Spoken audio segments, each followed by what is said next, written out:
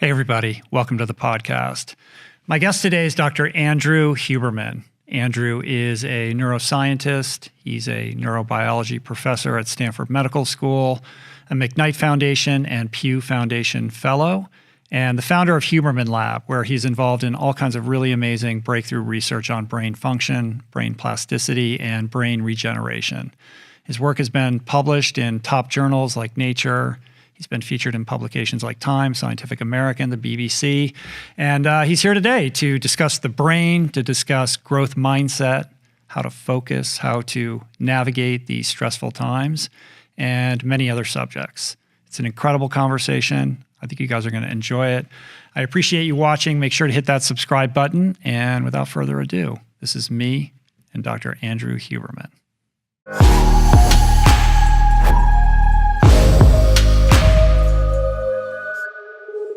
First of all, thanks for doing this. I appreciate you coming out. Yeah, my pleasure. Long time coming. I'm glad we're doing it in person and Likewise. not remotely. And I think what I want to do is start with your origin story, because you're your path is very unlikely. Your path to becoming a scientist, and I think it actually also kind of contextualizes some of the things that I want to talk about with you today. So maybe start there. Sure. So on the one hand, maybe I was fated to become a scientist. I guess the two things that are relevant there are, I always loved animals, and I've always been obsessed with animal behavior. Like, just could watch Cousteau shows growing up, underwater life or animals hunting, animals doing anything is just so fascinating to me, because I think even at a really young age, I've always just been intrigued in sort of what drives different animals to behave in the way they do, and how body form matches to, I didn't know what it was, but brains and how that all works. So I've always been obsessed with animals. And then my dad's a scientist. So he's a physicist. It was really early in chaos theory. And so growing up in our home, we had scientists over for dinner, and graduate students would come over for barbecues and things like that. Is he a Stanford professor? He was at Stanford. He was mostly at Xerox PARC, which is kind of famous, if you read the Steve Jobs book, is for the development of the GUI interface, the graphical user interface, and sort of early days of the computer. So he had a lab there, and he had a lab in applied physics at Stanford, and something called symbolic systems, which is a Stanford degree in kind of ecology and computation, that kind of thing.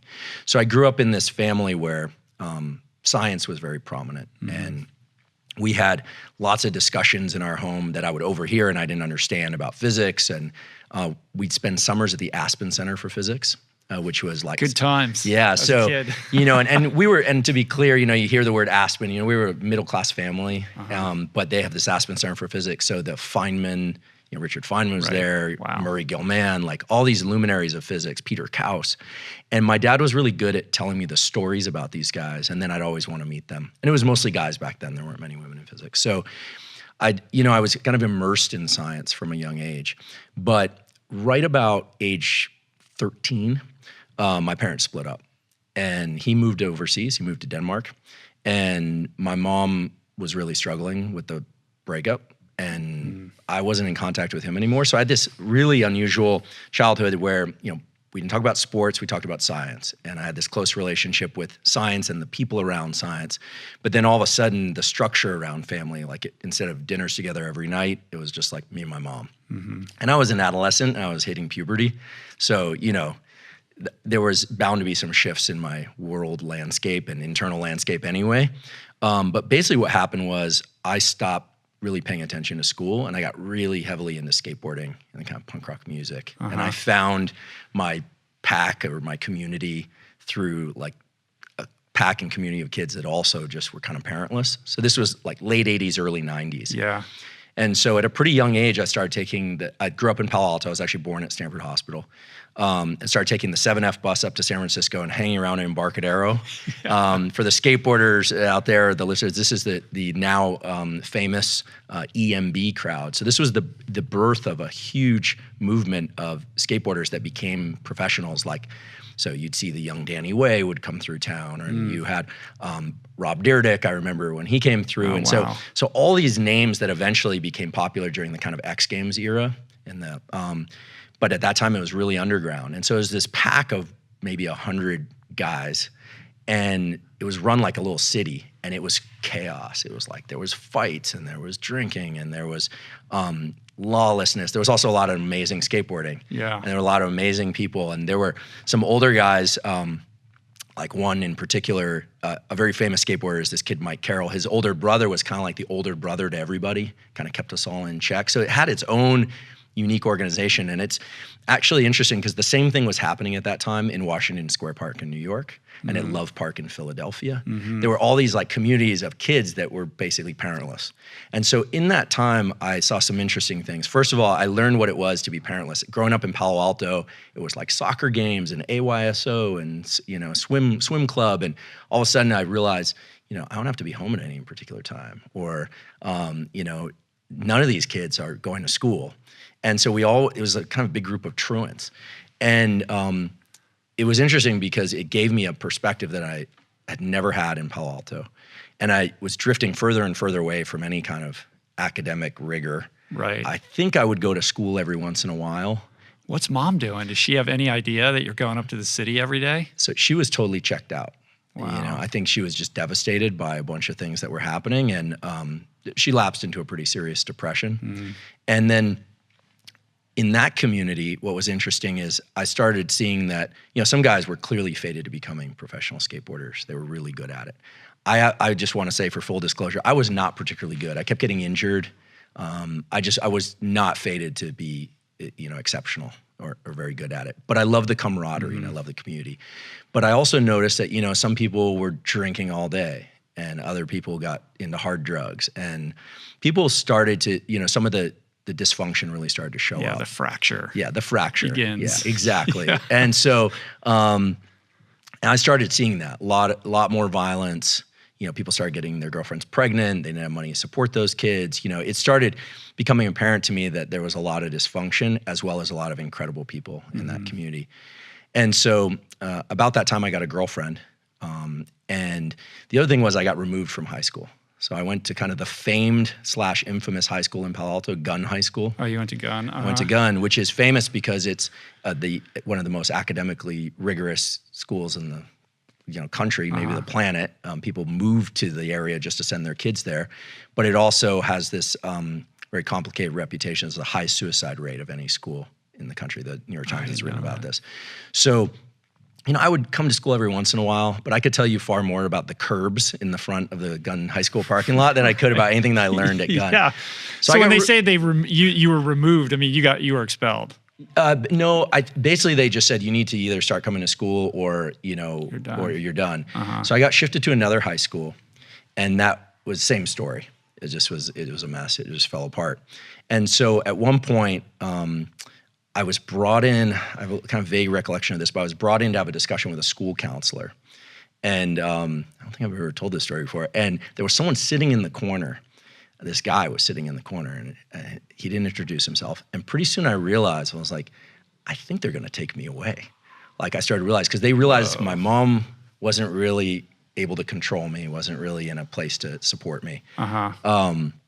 At that time. And that's what they did. They took me away. They took me to a place up the peninsula, which was not a jail, and it wasn't a hospital. It was just sort of a place where they put kids that were like some kind of juvie warehousing situation. Yeah, a lot of psychologists, a lot of locks on doors, a lot of kids that there were 12 of us in there at any one time.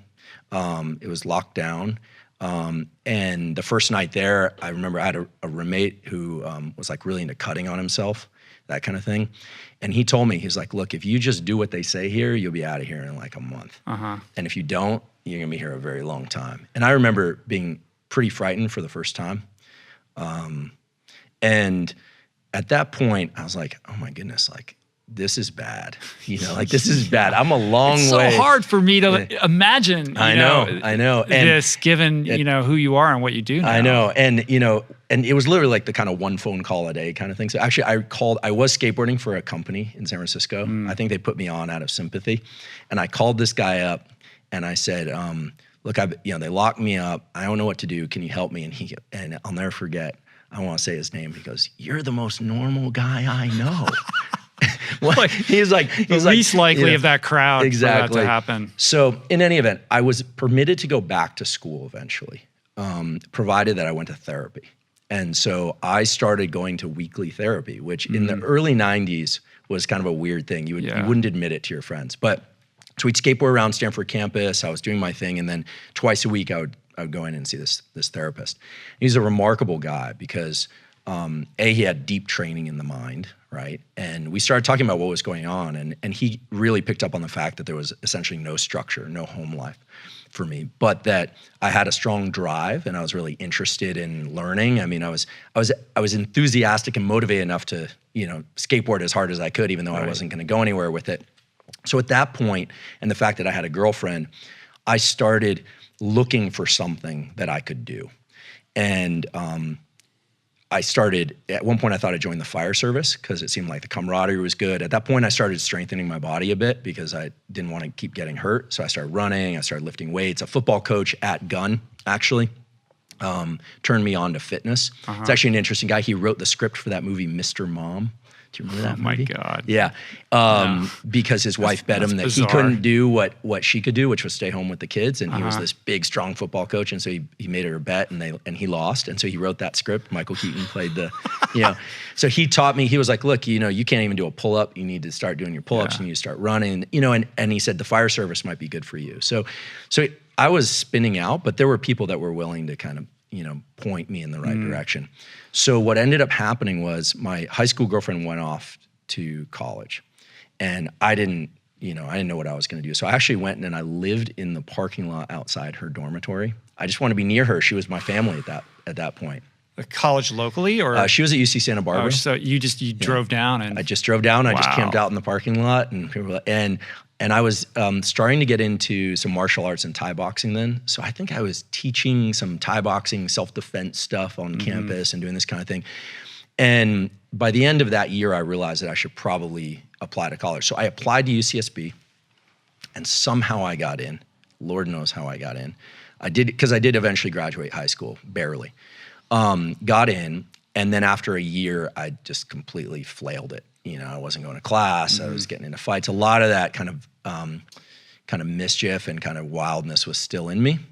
And what ended up happening was I got into a physical altercation on July 4th, 1994 with like a bunch of guys. And at the end of that, I walked back to the place I was staying.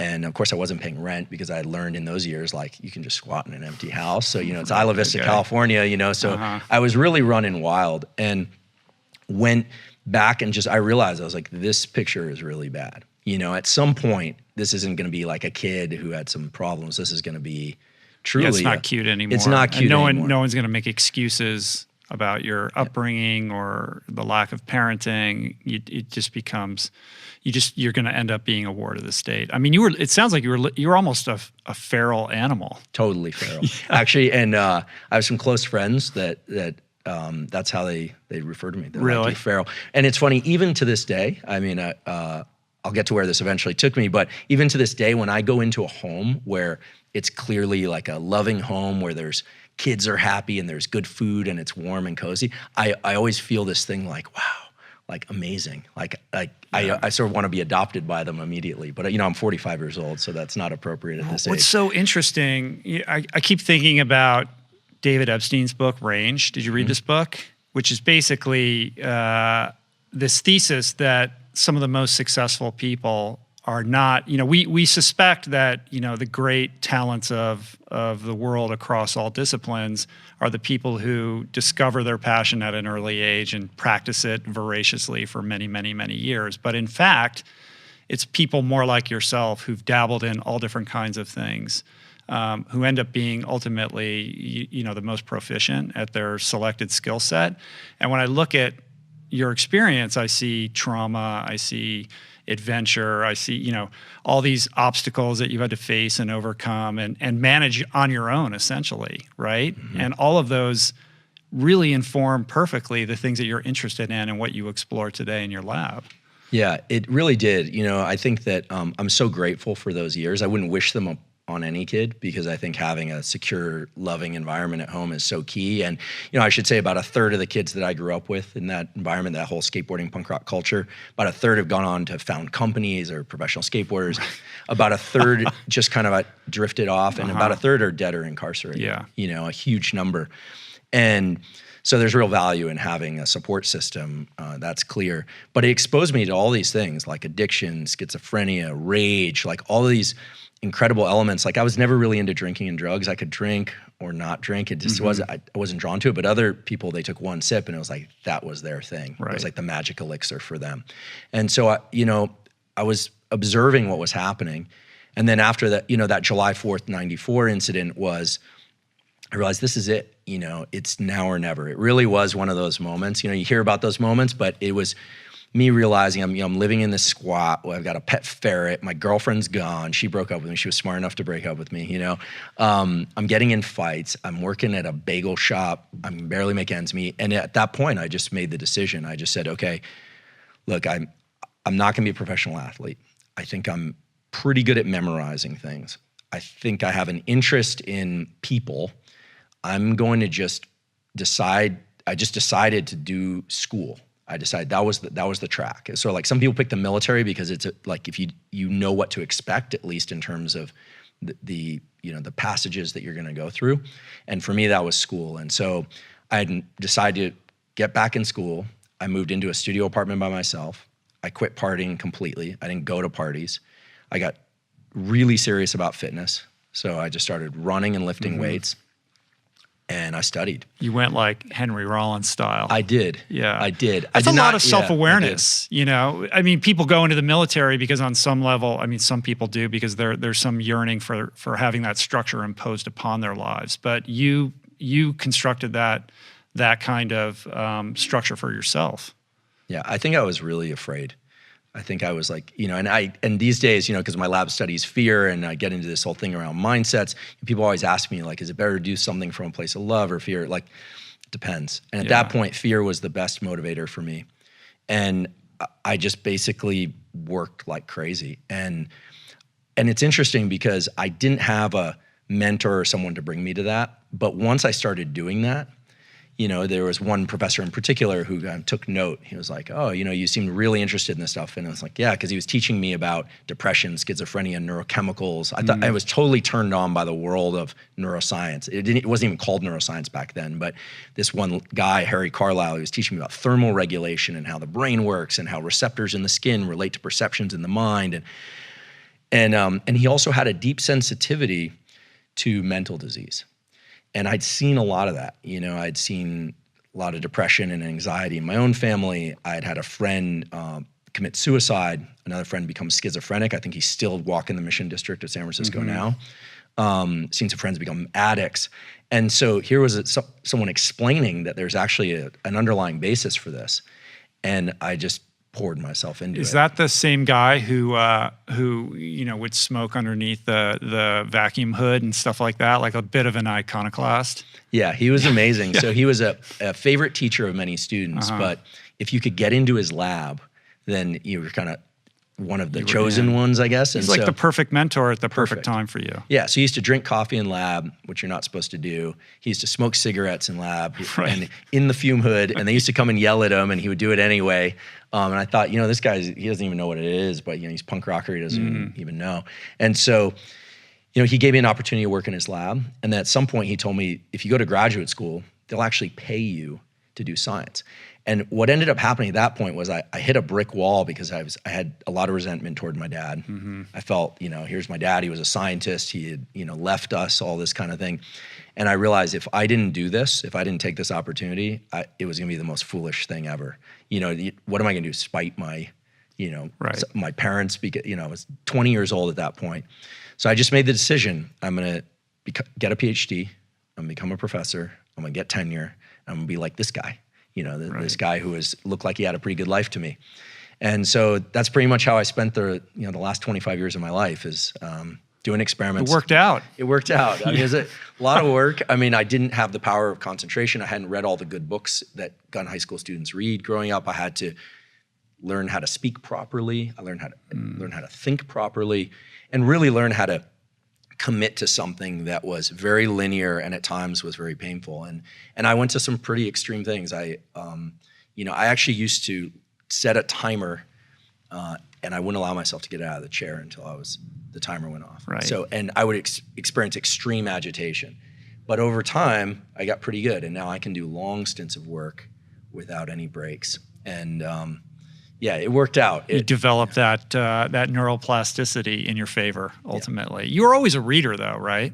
I loved books. So I would, I would hide in the Tower Books section in the evenings, and I would read everything about fitness, psychology, anything I could. I've always devoured information. My favorite book when I was a kid was the Encyclopedia or the Guinness Book of World Records. So I would, when I was a little kid, I'd walk around the Aspen Center for Physics and I would tell anyone. I didn't even ask them if they wanted to hear about what's the world's smallest eutherian mammal.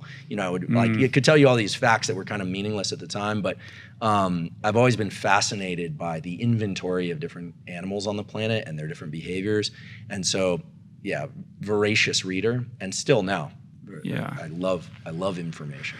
Well, as a neuroscientist, I mean, you're your own patient. I mean, the fact that you were able to, turn your life around in such a dramatic fashion and do it essentially through sheer will and, setting up practices that would fuel you in that right direction, and then being available when those mentors showed up from the early therapist. Sounds like that guy almost saved your life. He absolutely saved my life. Yeah. He gave me the book, Wherever You Go, There You Are, the John Kabat-Zinn book. And he said, no pressure, but if you can develop a mindfulness practice where you can sit still for 10 minutes a day, it'll serve you very well. So I started doing that. He could have told me to hang out of a window by my ankles. I would have done it. I think there was a self-preservation thing was kicking in for me. So I got very interested in mindfulness meditation.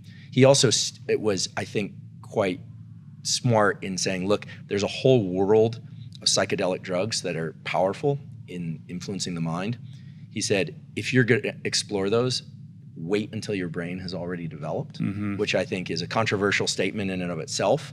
So he actively discouraged me to go down that path, which I think was the right thing, given I was a minor, And nowadays there's all this discussion now about psychedelics and their power, and I think they are very interesting compounds. But he really steered me towards behavioral practices. What could I do each day from waking up to going to sleep that would serve my mental health and my productivity well? Right. Yeah, I owe him a tremendous amount, and especially because he wasn't just in the psychoanalytic theory, he also was cognitive behavioral. He understood the power of practices, not just discussing issues. Yeah, to begin a meditation practice at that age in the mid-90s, that's pretty radical.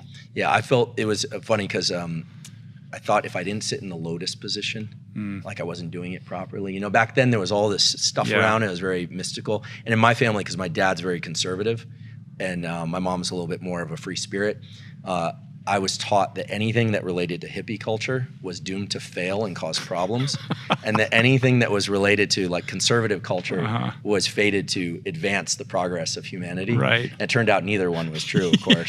But I needed people to push me in those directions. Lift weights, run, meditate, do your schoolwork, do your homework. And so I think now I have a good relationship with my parents, but I think I had to go out into the world and find those sort of paternal and maternal figures because they weren't in my home.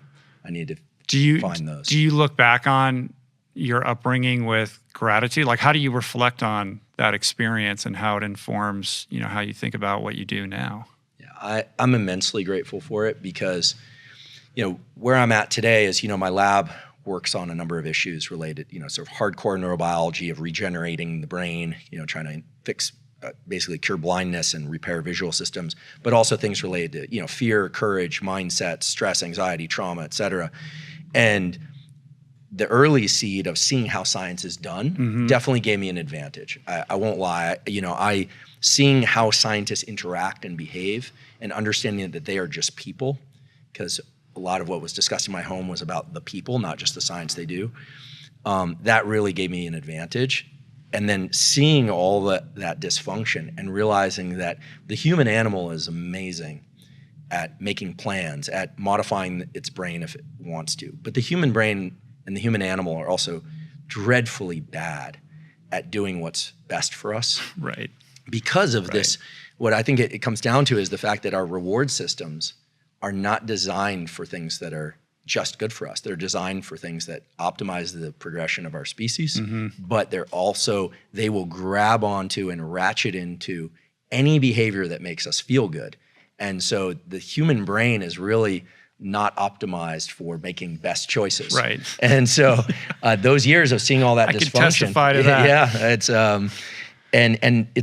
I wouldn't trade those years for anything. And I still have great friends in that community. I mean, I think, had I joined a different community, I would have found the right people as well. Yeah. But to be with a huge pack of feral kids at that age, and to see the function and dysfunction, and also it was wild. It was a lot of fun. I can imagine. Yeah, it was a lot of fun. Yeah, that's a whole set of stories. Did you see that movie mid-90s? Mid-90s, and the movie Kids, the Larry Clark movie. Right. When I saw that movie, first of all, I had a lot of friends that were in that movie because he used actual skateboarders. In Kids? Yeah. I actually knew a couple of those kids. And, it's a movie, but there were a lot of things about that movie that were very accurate. Yeah. And when I saw that movie, I was like, yeah, that's like pretty much a day in the life in Washington Square Park. And, it was a little extreme on some end, but you didn't know where you were going to end up each night. That was a unique experience, So, yeah, and mid-90s was really good. I think it captured the essence of what it is to be a kid that's just looking for some group of people to join.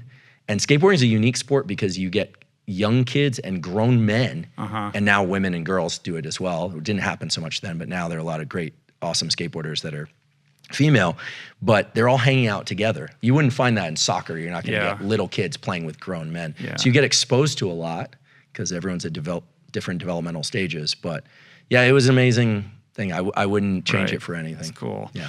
Well, let's segue into talking about the brain, and maybe we could start with how you think about the brain specifically. Like, what is the brain? What does it do? What does it not do? It helps us survive.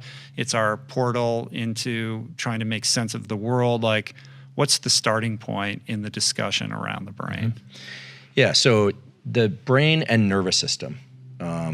So it's like brain, spinal cord, connections with the body, and back again. I don't distinguish between brain and mind. I think that's like an 80s discussion or earlier. And I think it would take us down the wrong track. So brain or mind to me is interchangeable.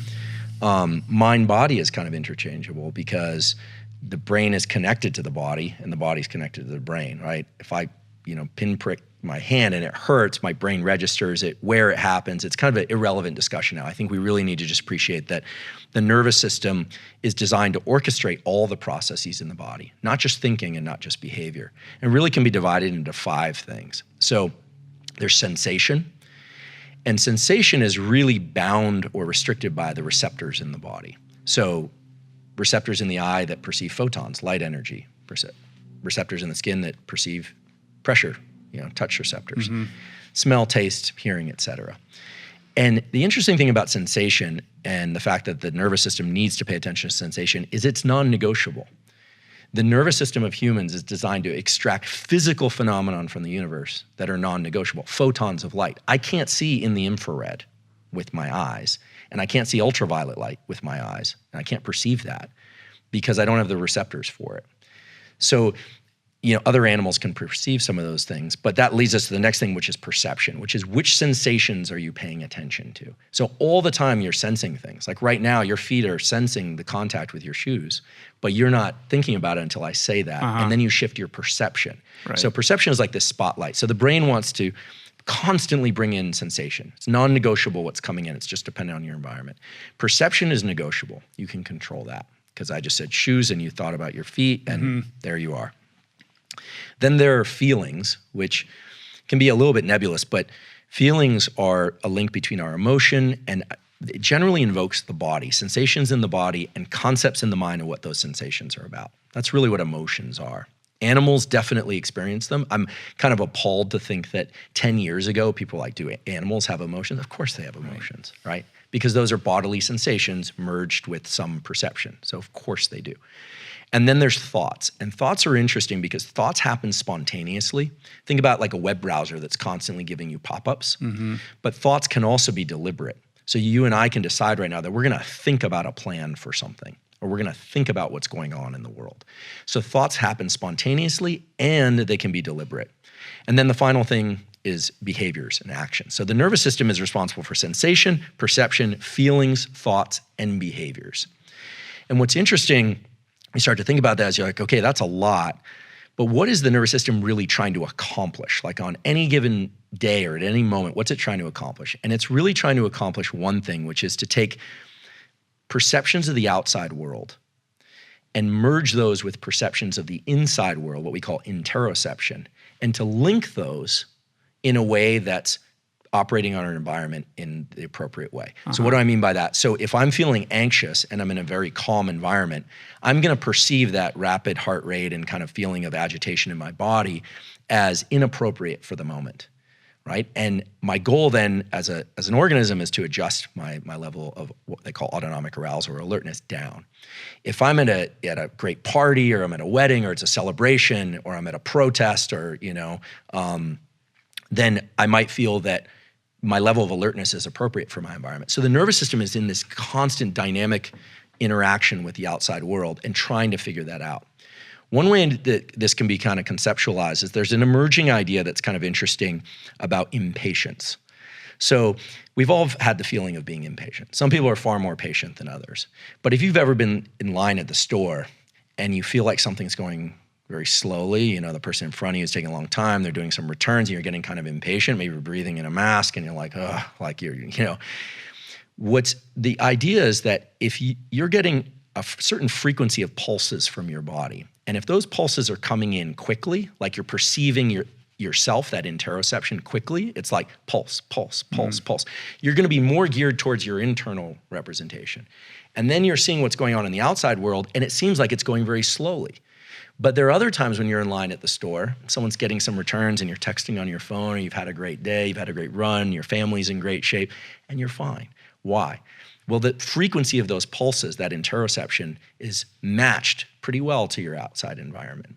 And so impatience is really when your internal sort of metronome, tick, tick, tick, tick, is not matched well to the external environment.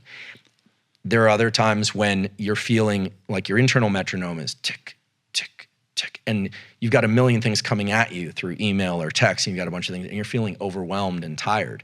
Well, in either case, there's nothing right or wrong. It's just your body and your brain are trying to say, what's going on in the outside world and how well matched am I to it? Right. So if you think about some of the sort of core practices of mindfulness and self-regulation, of like focusing on breathing or focusing on state of mind, a lot of that is trying to bring more awareness to your internal state.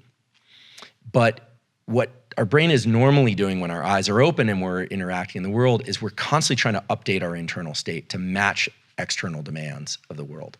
And this harkens back to a really early design of all nervous systems, which is how do you take an organism that needs certain things, food, water, mates, reproduction, shelter, how do you move that organism? How do you create a system that will do that in best relation to the environment?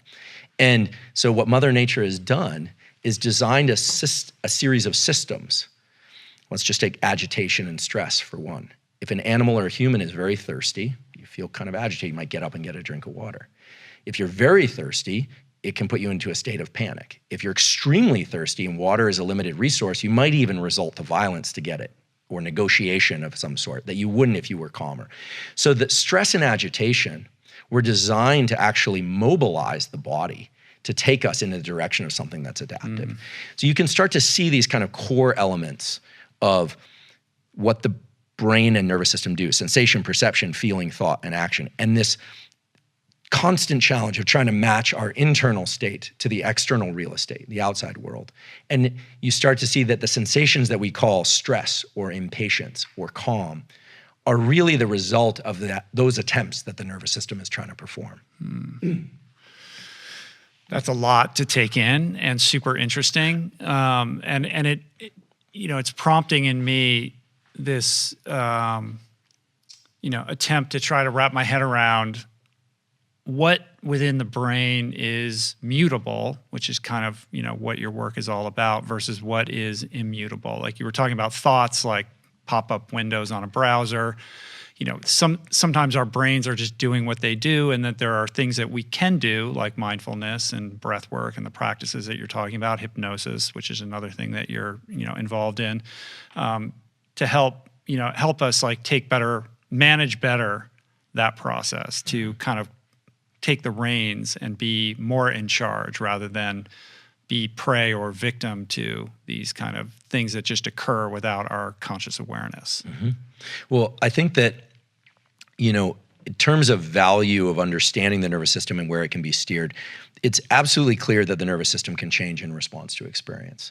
So this thing we call neuroplasticity is really that. It's the brain's ability to modify itself in response to experience. And I think it's important to understand that from birth till about age 25, the brain is extremely malleable in a kind of almost passive way where kids are exposed to things and the brain is just wiring up. I mean, the brain is really designed to adjust itself in order to be in concert with its surroundings and to optimize that, just the way we described it a minute ago. Like the way that a child can learn a language very quickly, or 3 languages. Play the guitar or something like that. Yeah, without an accent. Right. 3 languages without an accent. It's remarkable. You try and do that after age 25. It's very challenging. And so the brain is basically designed to be customized in the early part of life, and then to implement those algorithms and that circuitry for the rest of its life. And so the brain can change in adulthood, and it can change provided that there's an emphasis on some perceptual event. So in other words, if you want to change your brain as an adult, let's say you want to be less anxious, you want to learn a new language, you want to be more functional in some way, presumably. The key thing is to bring focus to some particular perception of something that's happening during the learning process. And the reason for that is that there's a neurochemical system involving acetylcholine. And it comes from these 2 little nuclei down in the base of the brain called nucleus basalis. All day long, you're doing things in a reflexive way. But when you do something and you think about it very intensely, acetylcholine is released from basalis at the precise neurons that were involved in that behavior, and it marks those for change during sleep or during deep rest later. So for people that want to change their brain, the power of focus is really the entry point. And the ability to access deep rest and sleep. Because most people don't realize this, but neuroplasticity is triggered by intense focus. But neuroplasticity occurs during deep sleep and rest. And we can talk about how to optimize those different brain functions. One of the things that's really important also to think about how the brain works in terms of plasticity and all this stuff is what the brain really wants to do is also pass as much of what it does off to reflexive behavior as possible. So, so when we're talking about focus, I think it can get a little bit vague, but it might be useful to think about like what exactly is focus and what triggers plasticity. So the brain loves to be able to just do things, pick up coffee cups and drink and walk and talk and do things and not put much energy into it. When we decide to focus, what the brain really does is it switches on a set of circuits that involve the frontal cortex and nucleus basalis and some others, and it's trying to understand duration, how long something's going to last, path, what's going to happen, and outcome, what ultimately is going to happen. So duration, path, and outcome. The events of early 2020 are a good example of this. One of the reasons why it's so exhausting to be alive in 2020 is because we are now having to pay attention to duration, path, and outcome. How long is this thing going to last? When are they going to open up all businesses? Did I touch that door handle? Does it matter? Right. Who are the experts? Are there any experts? There are a lot of questions, whereas normally we can just move through life without having to do all that analysis.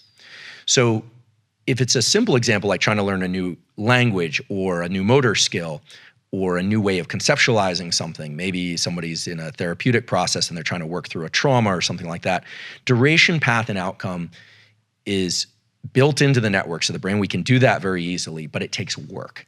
And it almost has a feeling of underlying agitation and frustration. And that's because the circuits that turn on before acetylcholine are of the stress system. So when you or I decide we're going to learn something and really dig in, norepinephrine, which is adrenaline, is secreted in the brainstem and in the body, and it brings about a state of alertness. Then our attention, which is mostly a diffuse light, is brought to a particular duration, path, and outcome analysis. This would be thinking about what somebody is saying. What are they really trying to say? A hard passage of reading, a hard set of math problems, a challenging physical workout. When you do that, these two systems have to work very hard, and the adult brain doesn't really want to change the algorithms it learned in childhood. But if you do those two things, you have alertness and focus. The acetylcholine and the norepinephrine converge to mark those synapses for change. And so the way to think about neuroplasticity, if one wants to change their brain, is bring about the most intense concentration you can to something, and then later bring about the least amount of concentration of that thing.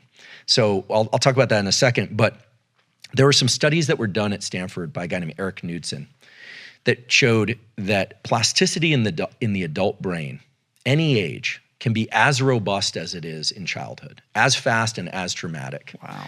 Provided the focus is there, and it's all contingent on this acetylcholine molecule coming from nucleus basalis. So you say, well, how do you do that? How do you get it, you know? Exactly. Well, I've got friends that chew Nicorette thinking that's gonna get them there because Nicorette is a nicotinic acetylcholine agonist, but that's gonna globally increase acetylcholine. So I always tell them that's not the right approach. The right approach is to bring as much focus to a behavior or to a thought or to an action pattern. And there has to be a sense of urgency.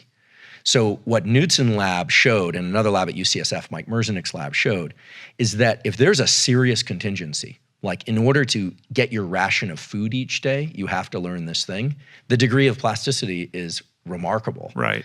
But if there isn't an incentive, it just isn't gonna happen.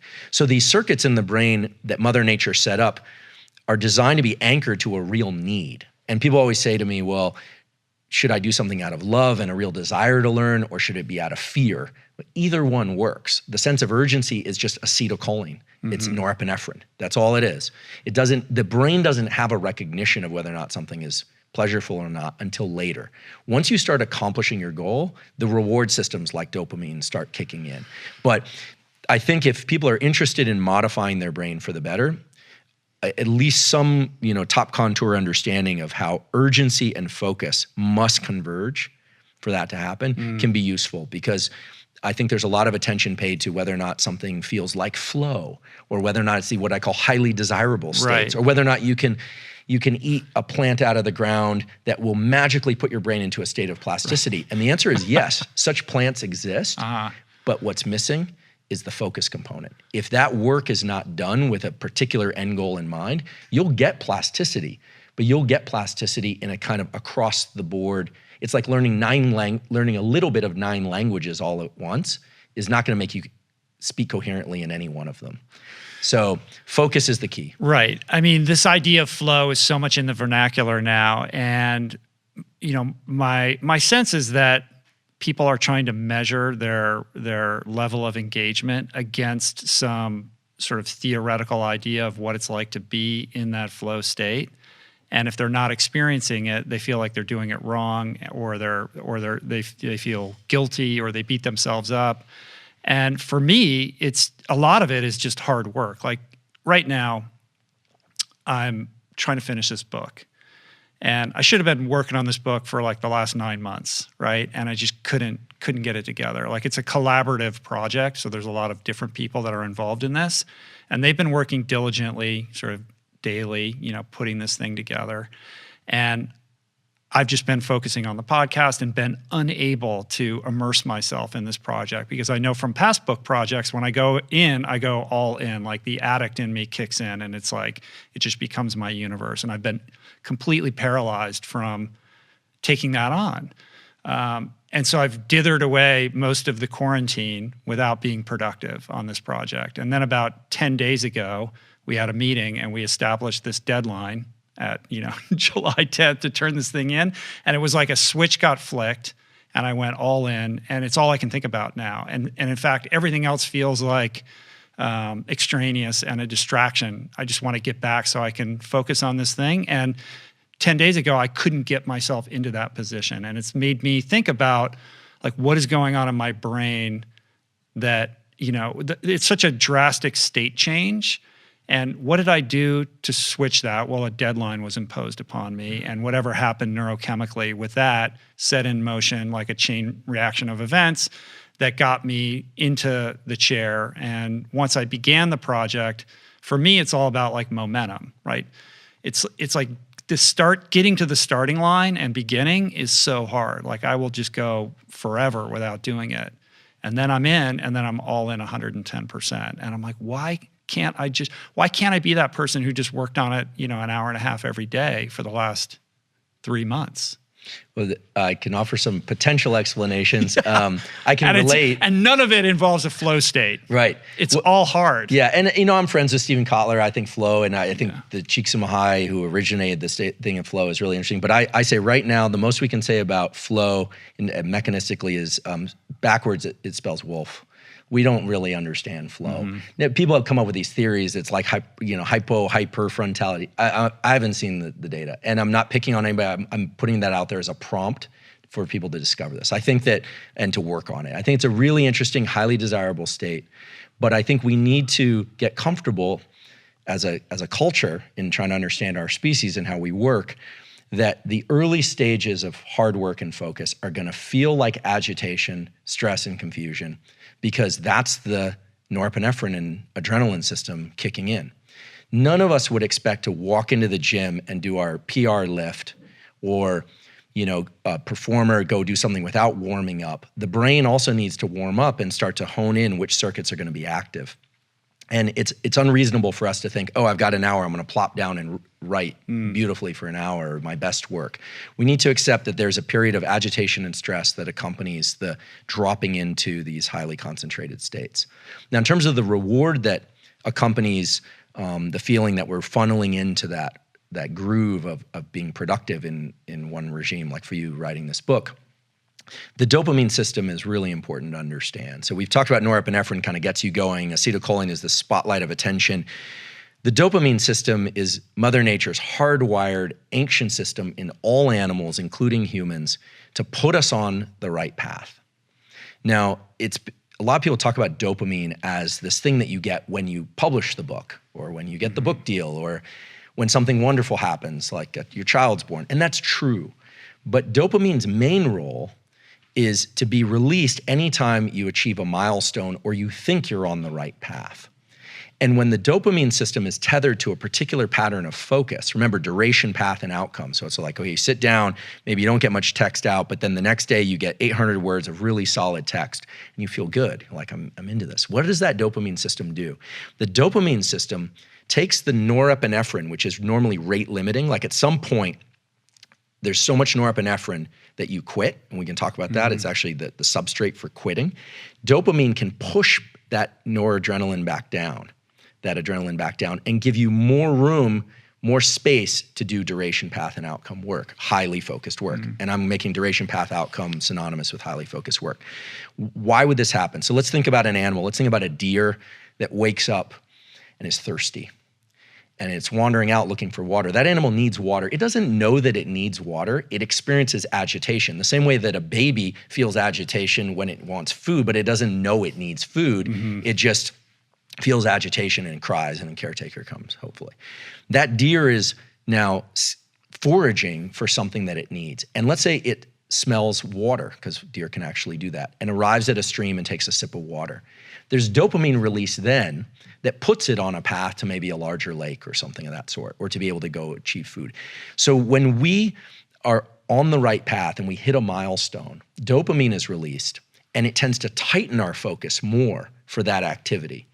So the dopamine, this is why drugs of abuse and why alcoholism and some process addictions, which are behavioral addictions, are so dangerous, because a lot of those drugs of abuse are dopamine. So it becomes this cyclical loop where there's no other behavior that can evoke the same level of release. Right. In fact, I sort of define addiction as a progressive narrowing of the things that bring you pleasure.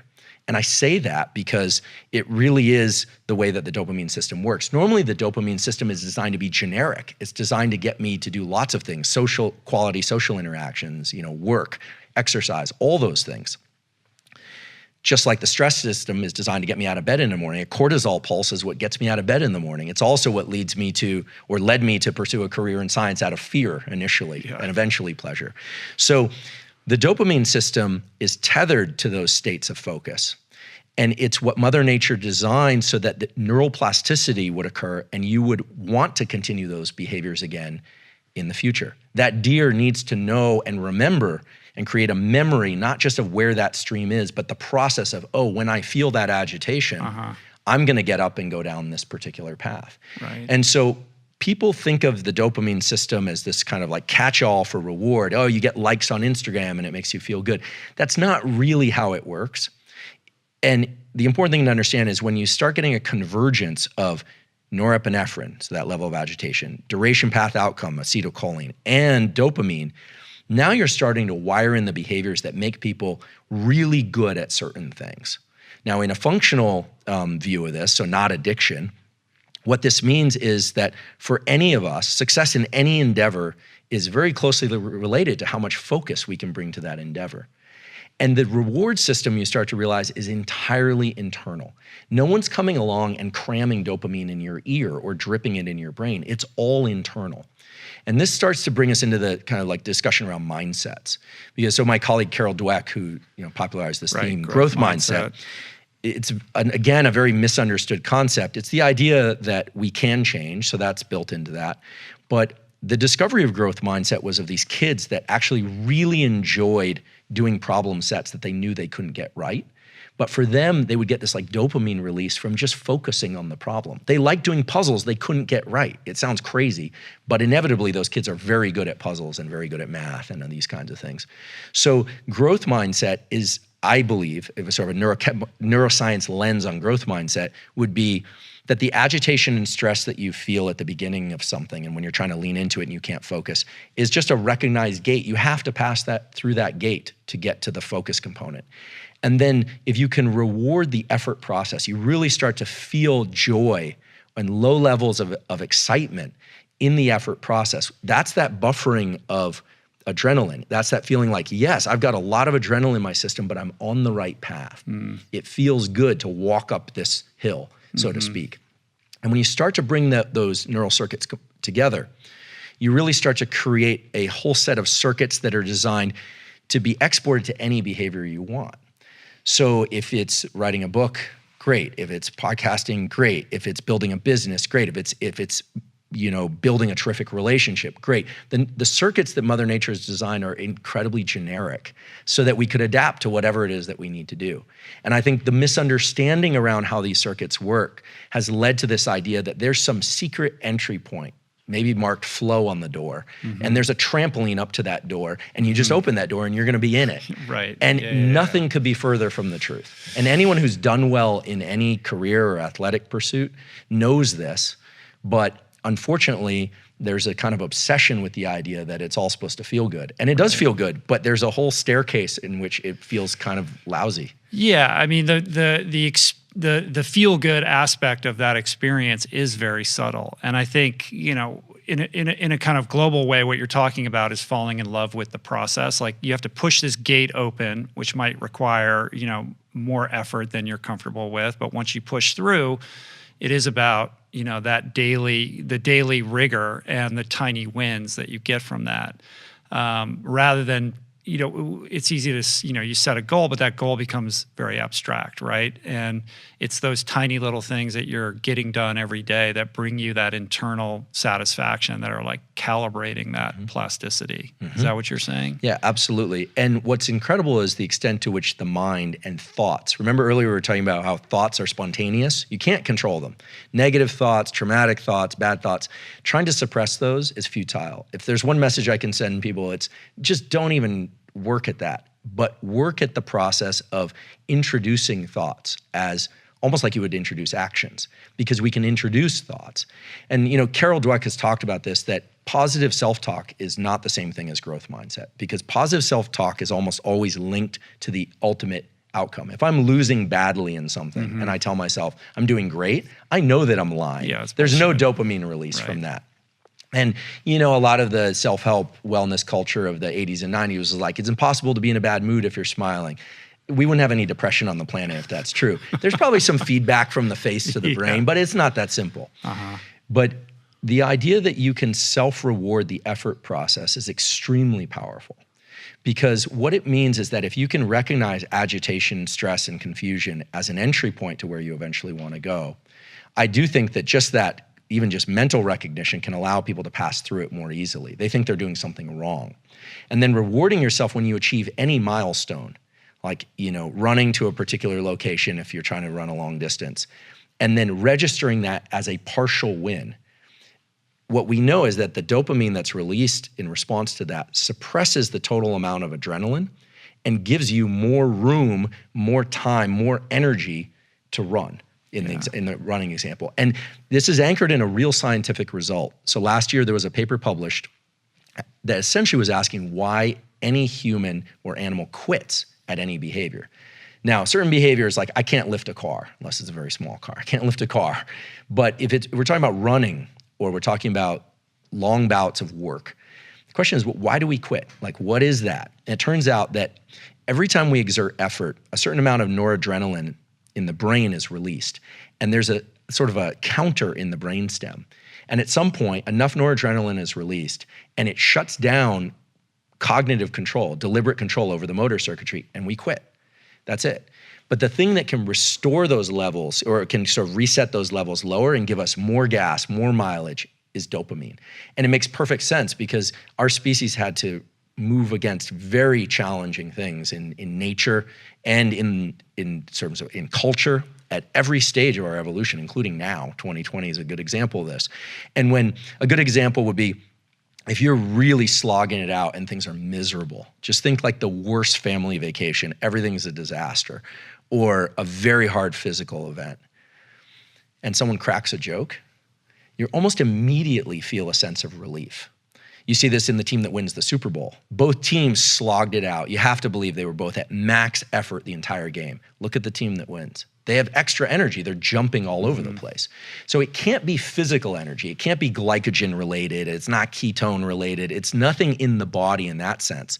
It's dopamine's ability to take that level of norepinephrine and smack it back down. And so we can learn this, right? I mean, I think this is where there's real power, like in your story, or the story that I'm familiar with from your book, like the ability to push through those pain points is something that we really can export to other aspects of life because it's the same neurochemicals that are involved. So when you get to a particular location, or maybe I recall, a portion where you're feeling lousy, you're injured or you feel like you're hurt, and you can reframe it mentally and think, I'm actually still on the ladder. I'm still holding on to a rung. I know at least that much. I'm still breathing. I know that much. And the lift that we get is not some psychological pump up. It's a neurochemical thing. It's dopamine suppressing norepinephrine and saying, you're on the right path. You can keep going. It's a permission to keep going. And we grant that permission to ourselves. No one grants that permission to us. I think one of the other kind of misconceptions that we want to dissolve is this idea that external rewards can actually propel us down long paths of success and high performance. They can't. No, that's internal an unsustainable fuel source. Yeah. Yeah. I have a friend from the SEAL teams, and somebody asked us recently, we were given a talk, and somebody said, how can I make sure that I continue to self-reward and I'm not driven by these external rewards? How can I continue to have that drive? And his answer was very good. He said, give away all the external rewards, Now, not everyone can afford to do that. It's just about you and you. It's just you and you. And the more attached, there's a famous Stanford study done at Bing Nursery School, probably not far from where you were in the dormitory. There's a little nursery school in Escondido Village. And they did this study where they looked at kids that liked to playing during their recess. It's all recess in nursery school, but they're drawing. And they took the kids that really like to draw, and they started giving them little gold stars on their drawings. And then they like the gold stars for a kid. That's an extrinsic reward. And then they stopped doing that. And the kids stopped drawing. They associated the good feeling of doing it with the external rewards. Right. We have to be very cautious about how much of our internal dopamine we attach to external rewards if we want to continue to grow and pursue and focus and work hard. If you just want to get to some place and cash in, then fine. But most people find themselves in a pretty miserable place because their dopamine was so attached to external rewards, they need more and more of that. Well, the why has to be deeper than that. I mean, the thing that I kind of always default to when I hit that breaking point, or I'm training or I'm racing or whatever, and I'm at that stage where it's just like I can't go any further, the first thing I do is I reflect inward on why I'm doing this to begin with. Like, what is the value system that I'm trying to tap into? What is it that I'm trying to express? Like, what got me to this point? So it's a reminder. And then I just say, well, I'm just going to get to the next lamppost, or I'm going to, get to the next intersection, or whatever it is. I break it down into the tiny, I'll quit after that. Like, the more I can just root myself in the present moment and distill it down into the tiniest of digestible chunks, that's the only way I can, continue to move forward. And I've learned over time that the more I do that, then suddenly I'll find myself in a different mental, like, it will shift, right? Just because I feel that way in that moment is not determinative of how I'm going to feel 10 minutes later. Absolutely. There's an interesting process that occurs when people start to realize that rewards are all internal. And what they start to do is they start linking this duration path outcome thing to their internal rewards.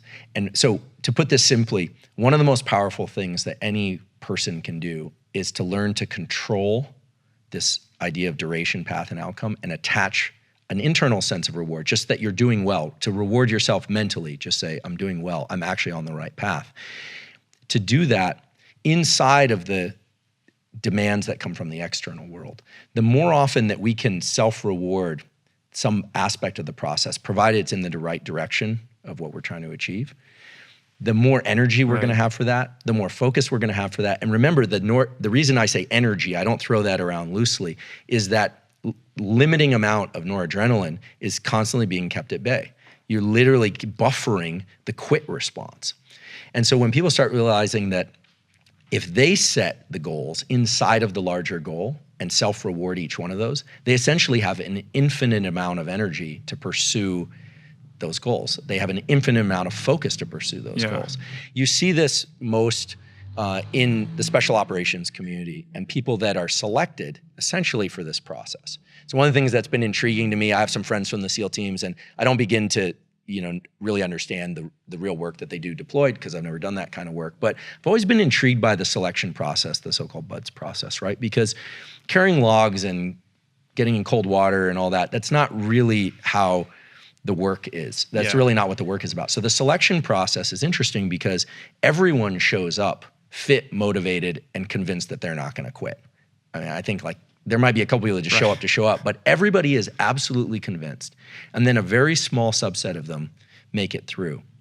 And I'd be willing to bet that the ones that make it through, of course they're gritty and resilient, but they all are essentially, right? So that's necessary but not sufficient, obviously. Otherwise, everyone would make it through. The people that make it through somehow are able to tap into a process. Maybe it's a reward process. Maybe it's through self-punishment. Maybe it's through self-reward in the positive sense. But they're able to control something inside an environment that is not controlled by them. It's controlled by the instructors. And I've always been struck by the fact that in order to get through, you just have to not quit. Remember, people aren't being deselected. They're not saying, get out of here, you're not good enough. People are deciding that for themselves. Right. And so it's interesting because it brings about a real world experiment of people who are quitting, and I believe they're quitting because they can't manage these neurotransmitters. And when I say manage, I think that the people that get through, knowing some of these people quite well, had an internal process by which they could reward themselves for doing something that might have just looked trivial to everybody else, but it gave them more gas, more energy. Right? And what's interesting is the process, the kind of unconscious genius of the BUDS process is that they've picked two sensory events that are across the board challenging for everybody. One is cold water, which is great because most of the time it can't kill you, right? It's not like heat, which can kill you. It's cold water and sleep deprivation. And so the ability to do these, like what I'm calling DPOs, this duration, path, and outcome steps and procedures, is great on when you're rested. When you're well-fed, well-slept, you can do anything. You can be in any hard conversation. You can work through anything. So what they do is they start taking the autonomic nervous system, which is these deep reserves of the nervous system, that when our autonomic nervous system is off, it starts making us pay more attention to how we feel than the demands of the world around us. Remember that basic challenge in the nervous system. And so sleep deprivation is the best way that you can pull somebody down from their ability to analyze duration, path, and outcome and reward themselves. Sleep deprivation is the way in which you essentially pull apart the nervous system and the way that it wants to function, because it's very easy, again, rested, to do all this. But so what they do is they're sleep deprived people, they put them in cold water, they're trying to get them more in touch with the way that they feel inside than what they need to do in response to the external demands. Right. And everyone I know that's made it through that process did it slightly differently, but I'll tell you how they didn't do it. They didn't do it through sheer grit and determination. They did it through attaching a sense of meaning. They did it by micro slicing the day, or slicing the day into a series of meals that they just needed to get to, and then rewarding themselves for getting to that next milestone. So they don't know, I mean, most of them, probably had very low concept of dopamine and norepinephrine, but that's the process. That's also the process, I think, that allows someone to finish an ultra. I've never run an ultra, but I think that process of self-reward is grit and resilience in a kind of neurochemical definition. Yeah. And I think it's a thing that anybody can tap into. And I think it's so key, because I think people think that it's just so key that people understand, that these circuits are not unique to people who run ultras or people that make it through, stringent filter, special operations command. It's the same thing that it is anyone interesting. could do. Yeah, the ultimate determinant isn't your physical conditioning, and yet that's what everybody focuses on. It's what's going on internally, mentally, neurochemically, that's making the difference. And the people that are able to best calibrate that and find these, strategies for managing that are the ones that get through, whether it is an ultra or BUDS. And BUDS is like this perfect, it's almost like its own lab, right, for studying human resilience in a certain respect. But you have actually taken some of these people and tested them in your lab, including David Goggins, right? So what do you do when these people visit you and you're like, I'm going to deconstruct you here, figure out what makes you tick? Yeah, so I had the good fortune of meeting David at a consulting event a few years ago, and I guess I should just say, David is, you probably know this already, but he is every bit as intense as he comes across. Yeah, I mean, what you see online is exactly, it's exactly what you see is what you right. get. Really wonderful and obviously extremely impressive human being. So he, little David anecdote. So the night before we had this event, he came out to the lab. My lab, we study fear, we study courage, we study resilience, and we study the underlying neurochemical substrates for those.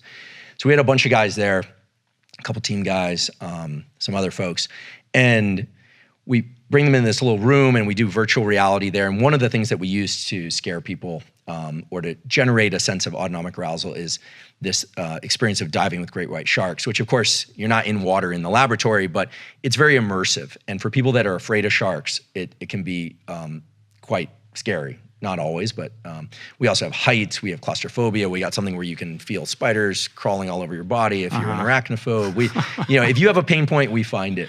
Do you spend time trying to figure out what that pain point is? We do, and we do it through some very covert methodology that involves AI and some fun tools. A bunch of weird questions that, right, all right. Let's just say this, from the moment you step into our laboratory, we're studying you. So now I know. And yeah, exactly. So what was fun was, so I sort of explained what the platform was and what we were going to do. And David said, he goes, I don't like sharks. And I was like, all right, well. And so then, this was not a typical experimental day in the lab. So I just kind of, at one point I finished describing what the tech is and how we're going to wire people in. And then I said, so who wants to go first? And he's like, I'll go. Right, of course. And what was funny to me at that moment, I realized this is interesting because he was very explicit about the fact that he didn't like sharks. He was very explicit about the fact that he was going to be first man in. I mean, it would be inappropriate for me to describe his data, right? And we didn't do a full-blown experiment. But what I can say is whatever it is that David has figured out how to do, it clearly involves taking whatever adrenaline pulse he feels and understanding something fundamental to biology, which is that adrenaline response was designed to move us, not to keep us stationary. He uses behavior as the way to shift sensation, perception, feelings, and thoughts. He understands how to run that program in the right direction. Whereas most people, when they don't like what they feel, they start negotiating sensation, which will never work. They start trying to control their perception, which is hard, right? They're like, oh, I'm not gonna think about that, or I'll think about it differently. Very hard to control the mind with the mind. He knows that's a tough one. Yeah. Feelings, Lord knows what those are and how to control them. I mean, we'll eventually figure that out as a field, but thoughts are complicated. So he just goes immediately to action. Immediately right to towards action. it. So when he says, just for clarity, when he says, I don't like sharks, he's basically saying, put me in the shark tank. Like he's cueing you to say, this is the thing I'm afraid of, and I'm going to be the first one to volunteer, and I know you're going to put me in the shark tank if I tell you that. Right. Exactly. Yeah. And I think, and I obviously can't speak for him, but one of the things I think is very clear is that he's tapped into this neuroplasticity process through the door, through the portal of agitation and stress. He's figured out, and this is really the holy grail of neuroscience, is how can I modify my brain? Well, you modify it by placing yourself into discomfort and using that as a propeller to move you into action. And a couple years later when David was working on his book and I heard the book was coming out, I think I saw a pre-release announcement, I texted him and I just said, look, I'm really excited to see your book. And he said, oh, great, thank you. It'd be great if you'd write something about it, like an endorsement. I said, oh, I'd be honored to, I'm happy to. And he said, but I need it tonight. Right. And this was Saturday at, I think it was like 10:30 at night when I texted him. So I said, great, well, I'd be happy to, I won't do it now. He said, I need it by midnight. So I sit down and I start writing this thing. And these are short blurbs, but I kind of realized that, you want to get it right. It's David and, my name's next to it and I want to do it justice. So I'm sitting down, I'm working on this thing and I text him, look, I'm gonna be a few minutes late. No problem. Finally, I send him the thing at like 12:30 at night. And he's like, oh, bro, thank you. I promise I'll send you a copy, this and that. And I was like, grateful, thank you. And then I realized that that time he was living in New York. And I said, wait a second, where are you? He said, New York. And I said, it's 3:30 in the morning. And he goes, yeah, I'm going running. Okay, of course. And I realized at that point, I was like, okay, it's undisputable. This guy lives the persona that he projects into the world. And even that day, that consulting gig, there was a 4 o'clock lag and he was like, no, let's keep going. So he's figured something out. And I think that his enormous popularity it's earned because he's figured out that it really doesn't matter if you come at something from a place of joy and love, and that would be wonderful. But there's a whole other set of ways to approach this that involve slogging through the discomfort, the doubts, the wish for things to be different, and starting with behavior. Yeah. And it's incredible because if you think about sensation, perception, feeling, thought, and behavior, actually the way to control our nervous system and feel the way we want to feel is to run that backwards. Behavior, thoughts. So if you change your behavior, then generally your thoughts, your feelings, and your perceptions change. Yeah. And everyone tries to come at it from the other end, but he's figured out through whatever process led him there and incredible life circumstances, how to run it in this direction of behavior first. Yeah. And I really think that if neuroscience has anything to offer, it's some understanding of what the underlying chemicals and neural circuits are, but the sooner that the human animal, the human species can start to understand that our feelings and our thoughts and our memories and all that is very complicated, but that when behaviors are very concrete and they are the control panel for the rest of it. I don't want to relegate feelings. Feelings are extremely important. I don't want to relegate perception. They're extremely important. But when it comes to wanting to shift the way that you function, to get better or to perform better or to show up better, or to move away from things like addictive behaviors, it's absolutely foolish for any of us, me included, to think that we can do that by changing our thoughts first. It's behavior first, thoughts, feelings, and perceptions follow. Mood follows action. Mood follows action. This has action. been my mantra forever, and I swear by it. And David's example illustrates that act first. He's developed so much neuroplasticity that it's reflexive for him to just move towards the hard thing or the challenge or the discomfort, right?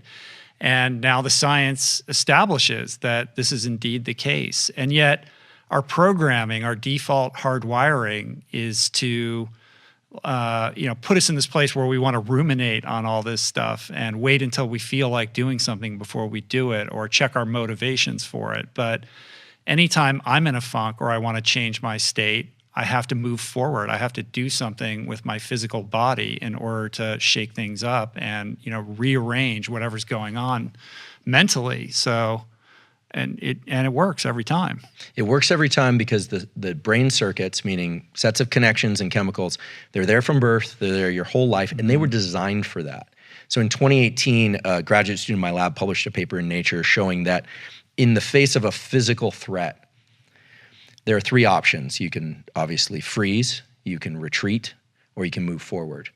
And the moving forward response actually triggers activation of a connection in the brain to the dopamine circuitry of the brain and makes it more likely that you're going to be able to move forward in the future.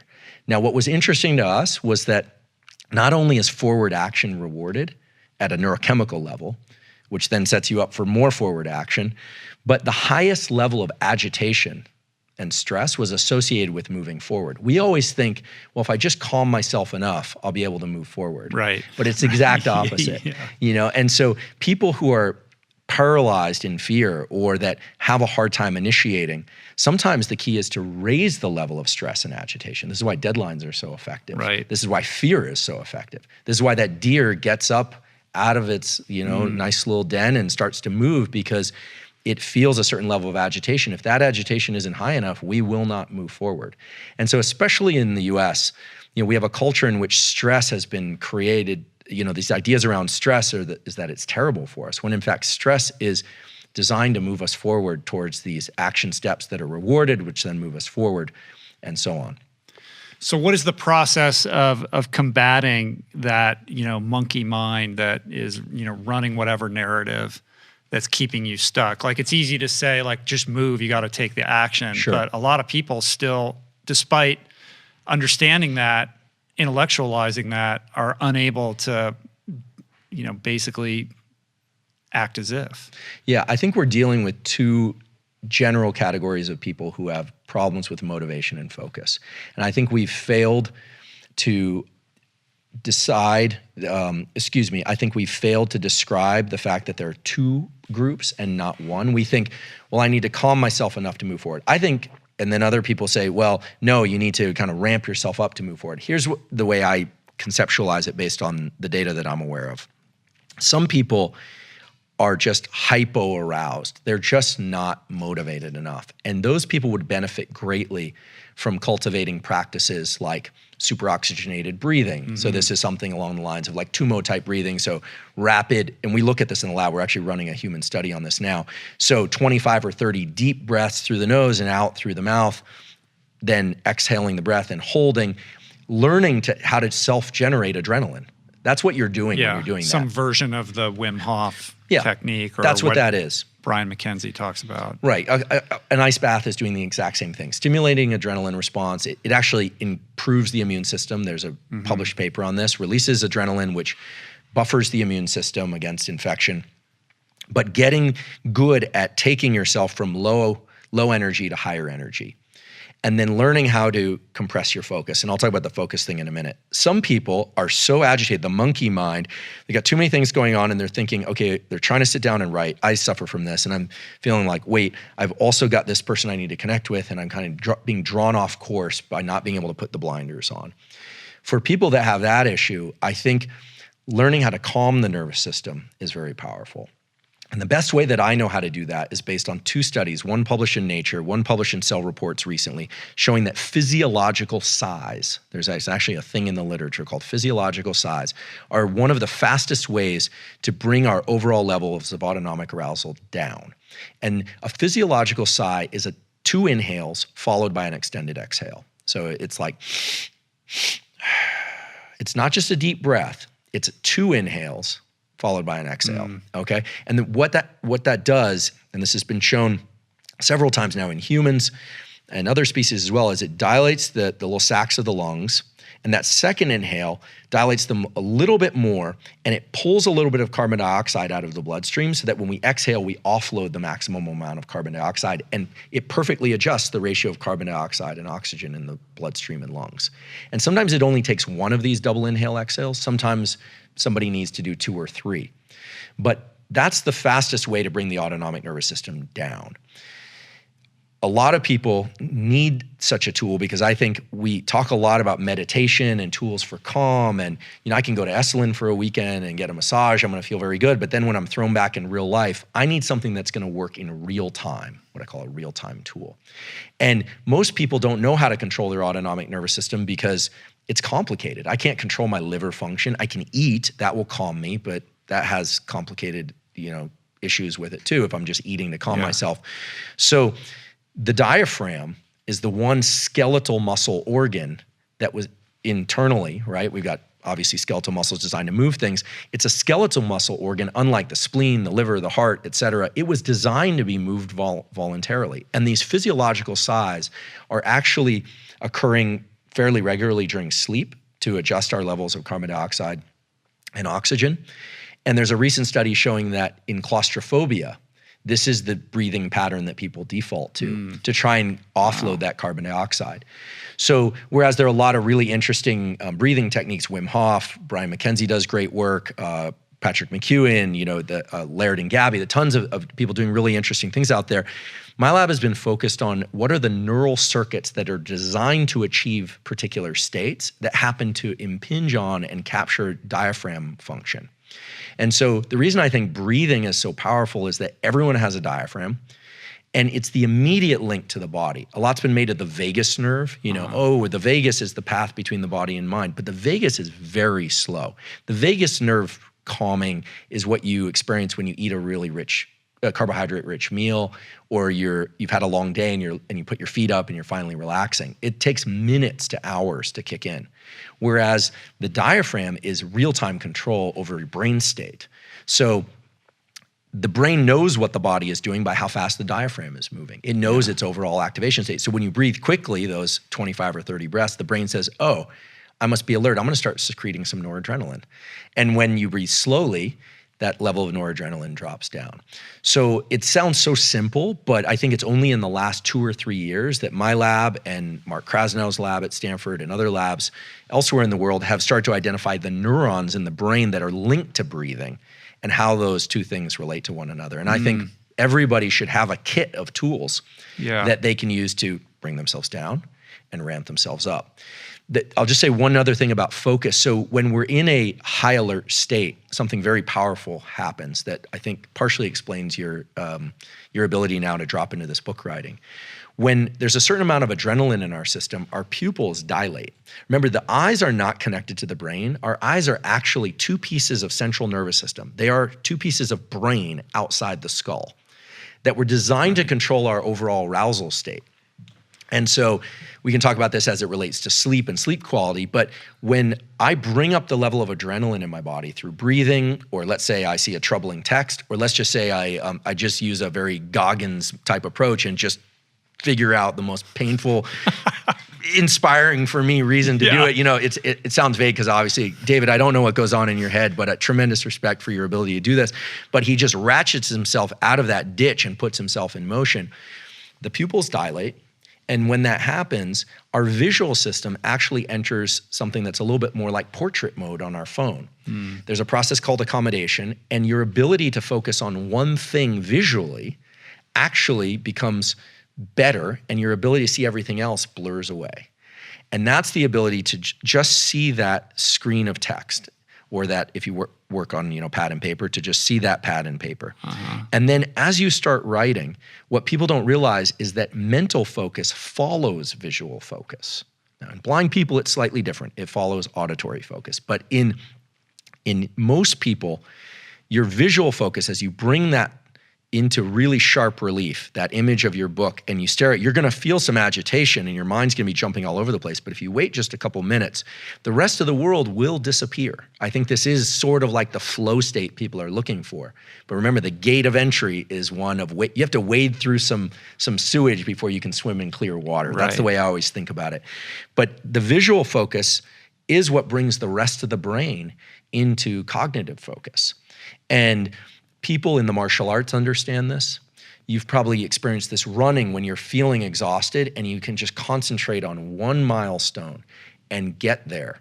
You can almost bring that into what you're doing is you're linking that to the dopamine circuitry. You're saying that thing is the milestone, not winning the race, not some other thing outside this immediate environment, that thing. And when you're able to start capturing these peripheral circuits, meaning the body, the diaphragm, the visual system, then you start getting past this whole idea of mindsets, and it really becomes about the body setting the mind. And this is where I think when you say action leads the rest, right?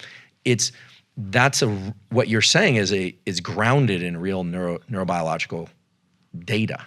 There's also a shift in your perception of time when you're in that state. Suddenly your relationship with time becomes completely different.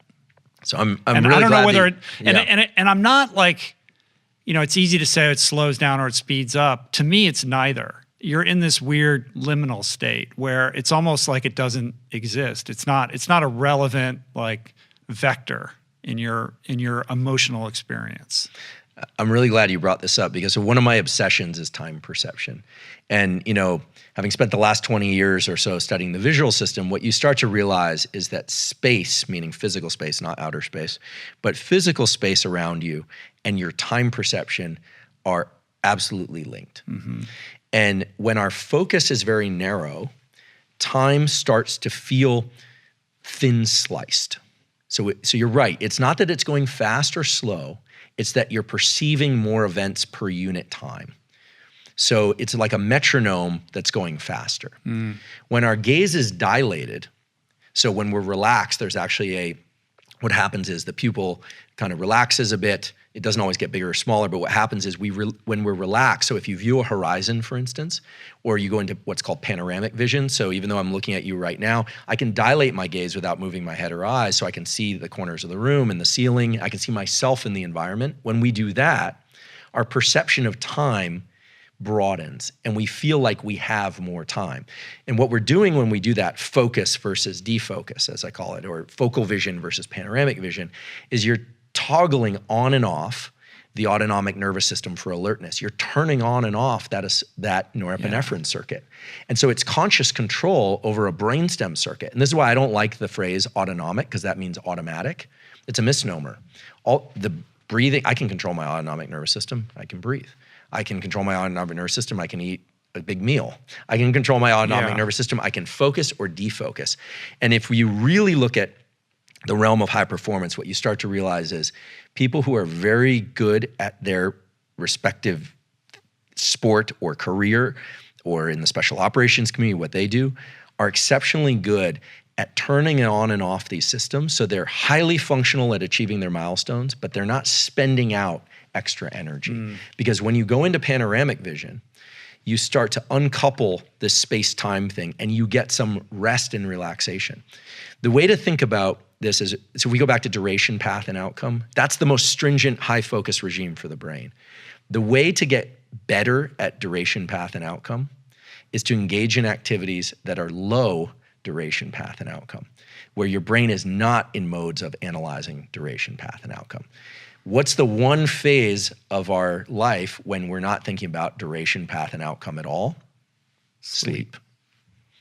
And so the reason why you can pull somebody's mind apart, their ability to think rationally and analyze duration, path, and outcome by sleep depriving them, is because sleep, despite all its neurochemical complexity, is really when we restore our ability to analyze duration, path, and outcome. Now you think about buds and you go, no wonder they sleep deprive them. They're trying to figure out who has the ability to control these mechanisms and who doesn't. Most people fail. So when I think about how to recover, I actually don't think about recovery as its own thing. I think about recovery as giving buoyancy or improving my ability to focus. So sleep is a turning off of these brain circuits that are thinking about what's happening next. So some people experience challenges in falling asleep. They need to learn how to turn off thinking. And there's actually a way to do this. We're doing a study on this now. It relates to hypnosis that would be fun to talk about. And we can, if you like. Yeah. The other thing is that just merely going into panoramic vision, say between a meeting, instead of looking at your phone, more focal vision. You're working hard on your book. Maybe you walk to the kitchen, just 2 seconds of what I call deliberate decompression, where you just kind of let your mind go broader, will allow you to reset your focus much more intensely when you return to that book, as opposed to if you had looked at your phone or engaged even in some other kind of deep duration path outcome type function of the brain.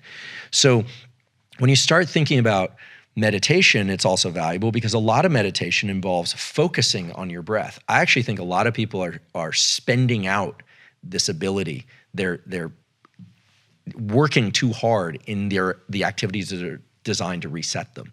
So the 2 ways to reset yourself in wakefulness. Being just very adamant about my meditation practice. That's right. Because it's a letting go. It's not we're so programmed to like force ourselves to do things or to like dive in with intentionality, but so much of this is more elusive than that.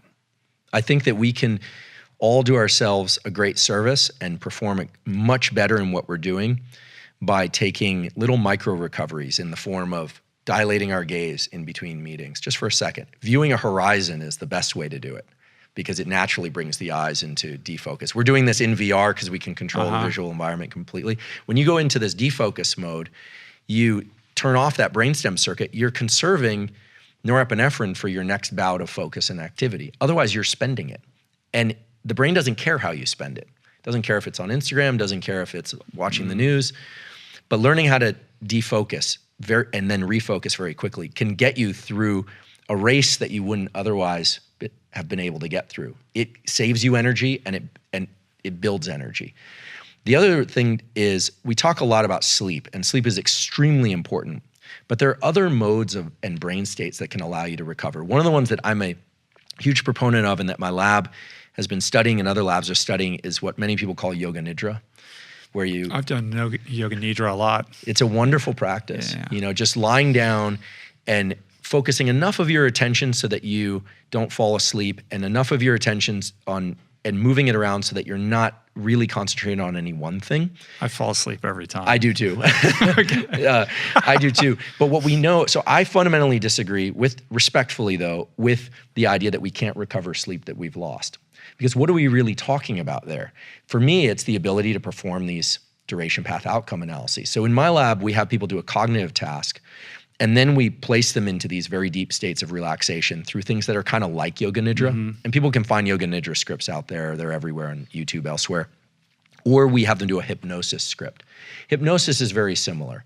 Deep relaxation, wandering sort of attention, fairly narrow context, but it brings the brain into these unique states where you're neither asleep nor awake. And for people that have trouble falling asleep or trouble relaxing themselves, these kinds of practices are extremely useful because they're really teaching you how to turn off those modes of focus. So, we live in a stressed society. Some people are stressed because they're overwhelmed, but other people are stressed because they just don't know how to turn off their brain and fall asleep. And so if you want to learn how to turn off your brain and fall asleep, these practices are immensely useful. How do you practice hypnosis by yourself, though? So there's some scripts. I would recommend people go to one of the scripts on YouTube or there's some good ones. I've never met him. I don't have any relationship to him, but Michael Sealey, Sealey, Australian guy, has some really good hypnosis scripts. And they're just audio programs? Yeah, you just listen to them. And he's not going to make you walk off a cliff or anything. No. So stage hypnosis is very different. So I have a very close collaboration with a guy named David Spiegel, who's in our psychiatry department at Stanford. We're now looking at how daily breathing exercises can impact people's sleep and levels of stress. He's done a lot of work on addiction and trauma and pain management through hypnosis. And most all of hypnosis that's clinical involves bringing one's state into one of deeper relaxation, not full sleep, and then thinking about some behavioral change that one wants to make. These are ancient practices, really, And I think that they were developed by people that understood that rewiring of the brain requires focus and deep rest. What's interesting about hypnosis is it brings those two things together at the same moment. So normally you'll work really hard on something, then you'll sleep, and that's when the plasticity occurs.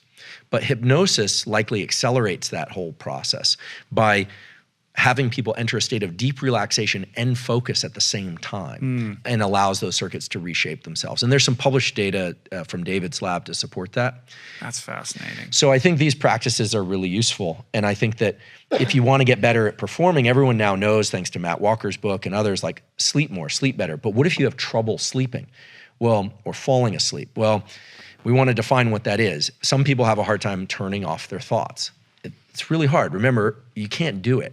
What you can do is to learn to control that perceptual window and distribute it so that your sense of time starts to kind of drift off and you end up in sleep more easily. And it's a practice that most people find if they do it for 10 minutes a day or so, they start sleeping much better within a week or more, and sometimes more. Sometimes people need some other help, like not drinking caffeine late in the day, et cetera.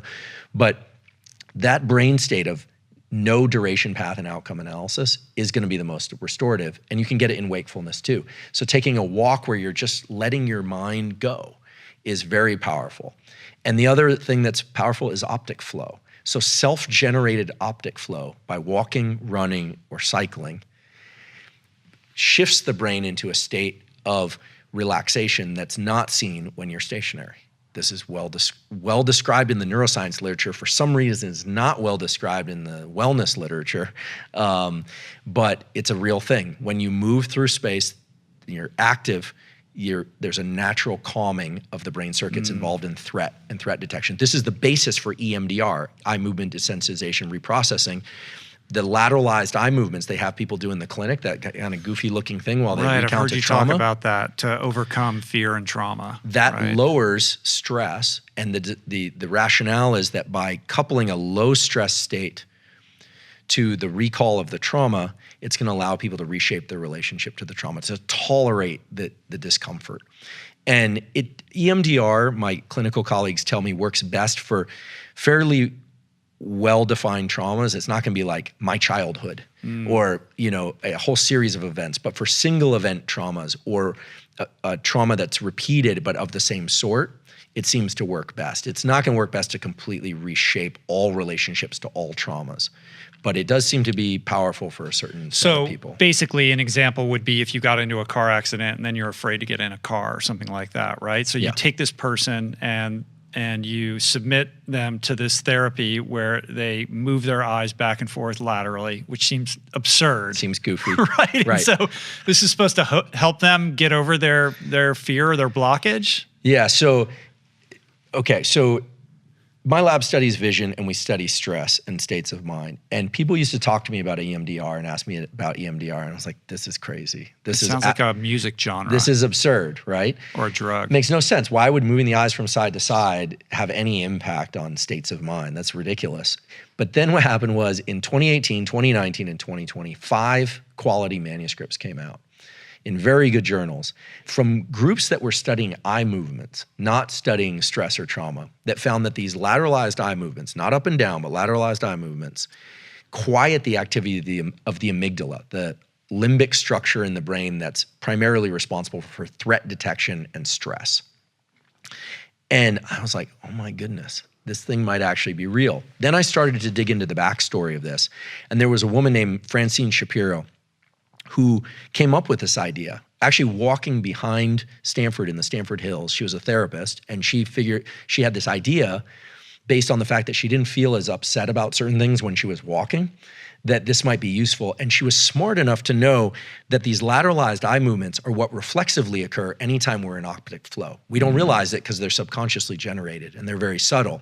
But she realized she couldn't really take people walking on their therapy sessions. I suppose she could, but it's not really practical if it's raining, et cetera. So what she decided to do was to bring the eye movement component to the clinic and had them move their eyes from side to side while they would recount these traumas. And people experienced tremendous benefit. And in fact, now there's a lot of evidence to show that these lateralized eye movements really do quiet the stress of the nervous system and allow people to continue to move forward. This is probably all anchored. I go back to that story of that deer that needs something.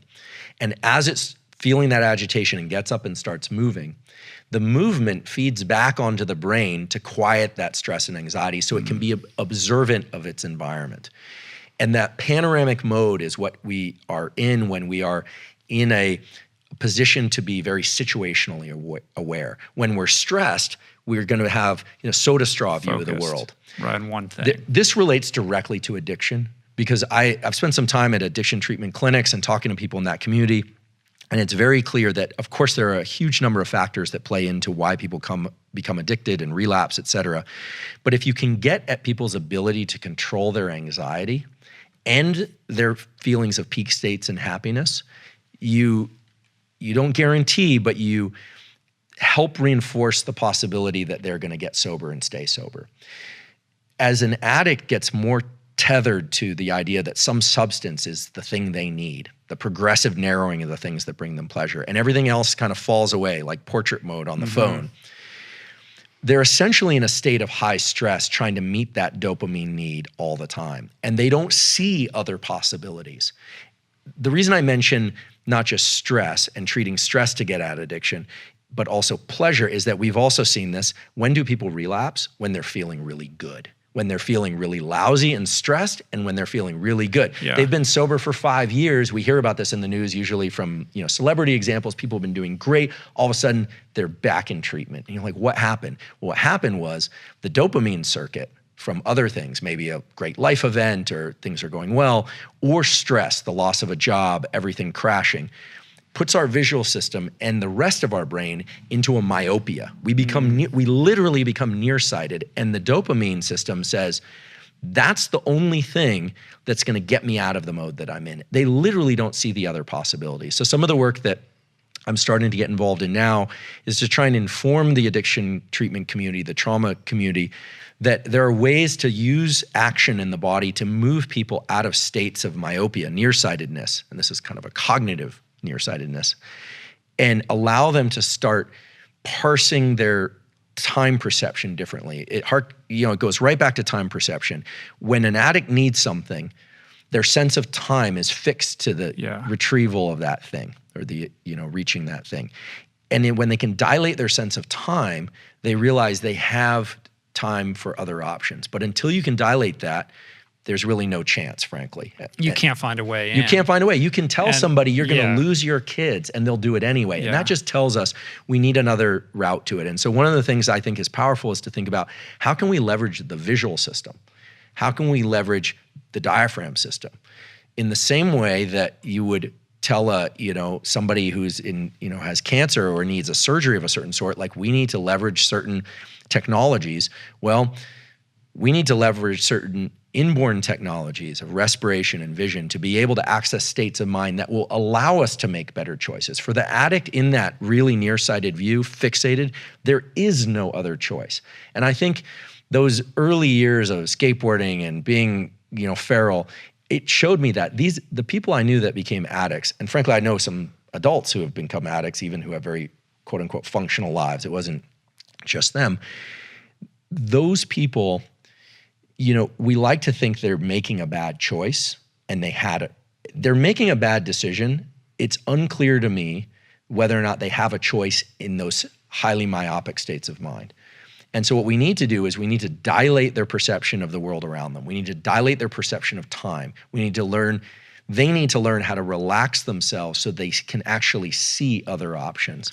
And it all relates to how the visual system and the breathing system relate to autonomic function. Addiction is the perfect sort of laboratory to do this, and it's so important, I think, because if it were simply the case that people just needed family support, and which they do, and they needed encouragement, and they need discouragement about making the wrong behaviors, then we wouldn't even be having this discussion. It's so much more complicated than that. It's so much more complicated. The thing, I think all of those are really powerful tools and important things to look at with respect to the addict mentality or that disposition. there has to be a level of self-awareness in that addict that the decision to pick up the drink or to use the drug begins so far in advance of the actual behavior. By the time they actually pick up that drink, there's no getting in the way of that. Like, that decision has so much momentum behind it that it's almost impossible to reverse. So a breathing technique or any technique at that juncture is unlikely to be successful. So it's about recognizing, when that state is starting to shift in that direction, whether it's days or hours or weeks before the behavior choice, to intervene at a place and time when you can actually have an impact.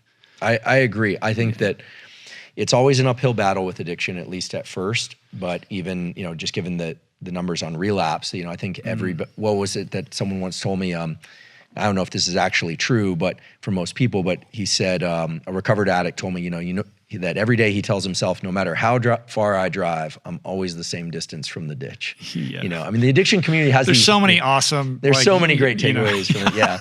Yeah. What's interesting is there's some verbiage around the yogic community that is very valuable. I can't recall it off the top of my head, but they talk about the great support that one can get from learning to access brain states of timelessness, sleep being very restorative, wakeful, deliberate disengagement being very restorative, maybe meditation, maybe through yoga nidra, maybe through simple, quick breathing techniques, but being able to dilate and contract one's sense of time and not being locked to one kind of space-time regime. The ability to recognize that I'm not seeing clearly, right? I see what I see, but I don't know what I don't see. The ability to introduce that understanding for somebody can be very powerful. And I think we need to give them tools that they can look to very quickly. I don't think we're ever gonna have a treatment for addiction that's in the form of a pharmaceutical, like one pill. Because if you start tapping into the dopamine system itself, you start degrading other aspects of life. So I think one of the reasons why addiction treatment is so complicated is that you need many elements, but the elements that come from the person themselves are ultimately the most important ones, of course. And I think physiology and neuroscience does have some tools that can lend support to that. Yeah, it's interesting. I mean, I think that every couple of years you see new science emerge on addiction, and there's some new protocol, and 12 steps constantly getting thrown under the bus, and 12 steps what got me sober, and I'm very rooted in that community. I remain open to other modalities and protocols, and super interested in seeing where all of this is going. But I think it is important to appreciate how complex it is. Like, there's a trauma element to it. There's a behavioral modification element to it. There's a emotional, like, how do you find a way to anchor this person to a life path that has meaning and purpose, and all of these things inform this complex soup that's going on in their head that's dictating whether they're going to pick up a drink or not. Yeah, and and I love the neuroscience community. With it's been my family and home for many years now, and the people working on addiction are motivated from the right place, and they are working exceedingly hard. But there are a lot of data now that show, for instance, there are complete genetic changes in the cells that can, and the pathways that control dopamine and reward, and that's all wonderful to understand. But meanwhile, I think there are enough tools out there that they need to be aggregated in a way that's structured and that addiction treatment communities can leverage. One of the things that would be of great use is the idea of a biomarker. So you described that, and it's really a beautiful example of how when early on you might be able to intervene, but later it gets much harder. We need biomarkers that are going to tell us, for some people, or their family, that somebody's at risk. The same way you have biomarkers. Like some kind of Whoop device, right? Well, I think it's going to come from once you know how well somebody is regulating their own autonomic nervous system, you can predict pretty well whether or not they're going to succeed or fail in making good decisions. And so I do think a Whoop type device or other sensor device could be tremendously beneficial in detecting and telling people whether or not they are veering off course. Right. And I think it's getting very Minority Report, though. It is. I mean, I think machines are going to help us make a lot of decisions that we're actually pretty poor at making. But the simplest of those that we might see in the next 2 or 3 years is saying, look, you've been working extremely hard on your book. You're doing very well, but you're going to need an extra hour of sleep. I mean, that's essentially what was doing for you. Or in 12 hours, you're going to make a bad decision. In 12 hours, you're going to make a bad decision. Or even cueing you or insert might in there, right? You might make a bad decision so that you're more aware and you're going to devote a little more mental energy to the kinds of decisions you're making.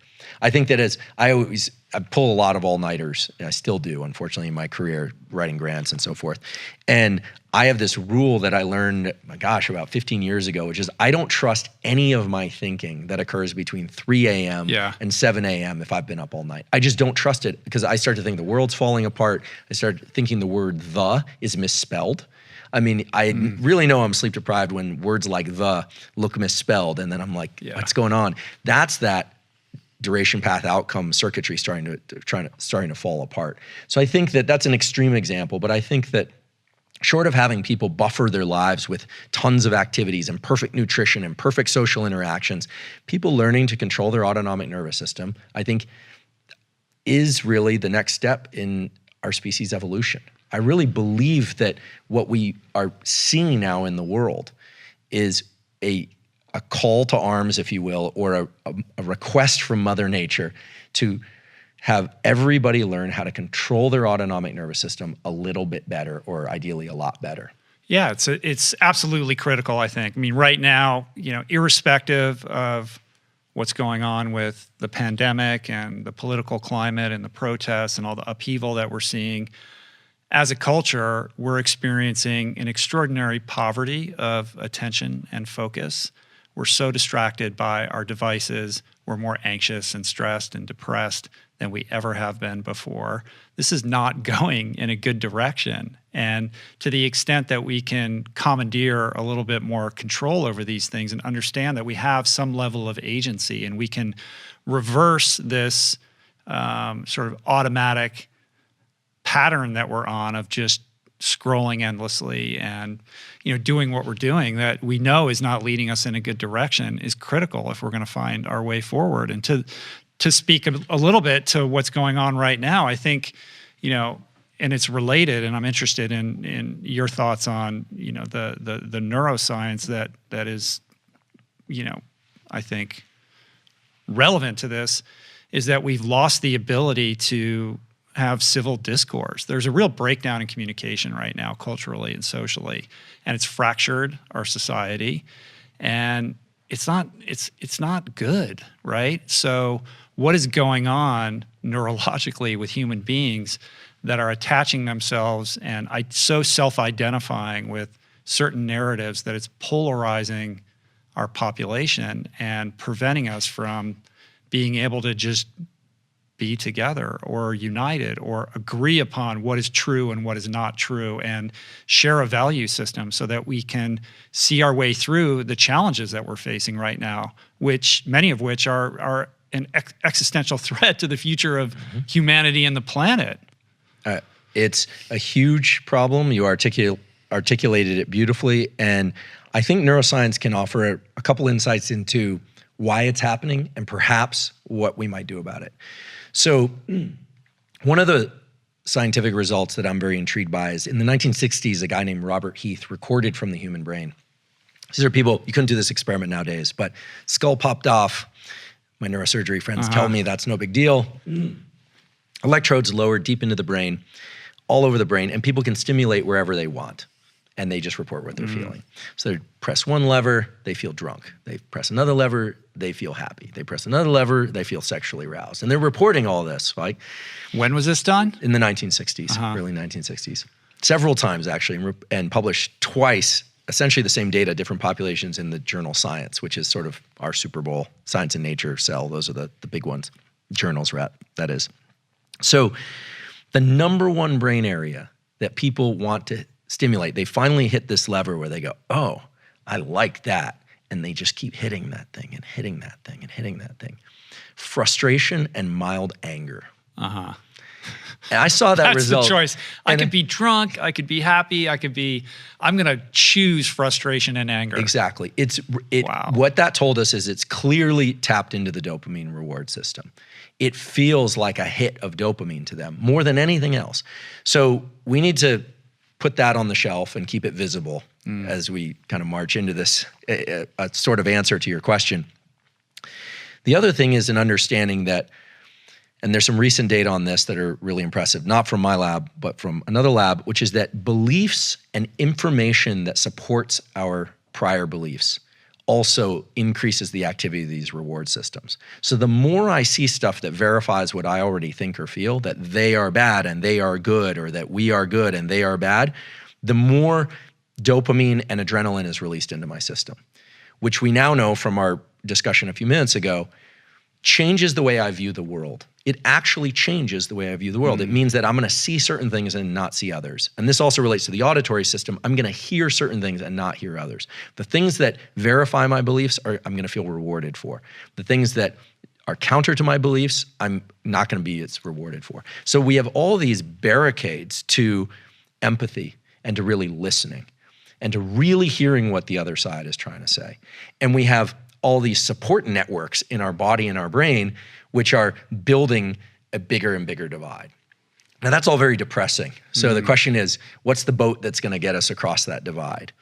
And I believe, and I'm not just defaulting to this because it's what my lab works on, but I fundamentally believe that the boat that's going to get us to the other side is our ability to control our internal state, to be able to ratchet down our level of autonomic arousal just enough so that I can dilate not just my vision of what's happening in my immediate environment, but I can dilate my cognition, my thinking, to the possibility that there may be a kernel of value in what somebody else is saying, even if it's about me and I don't like what I'm hearing.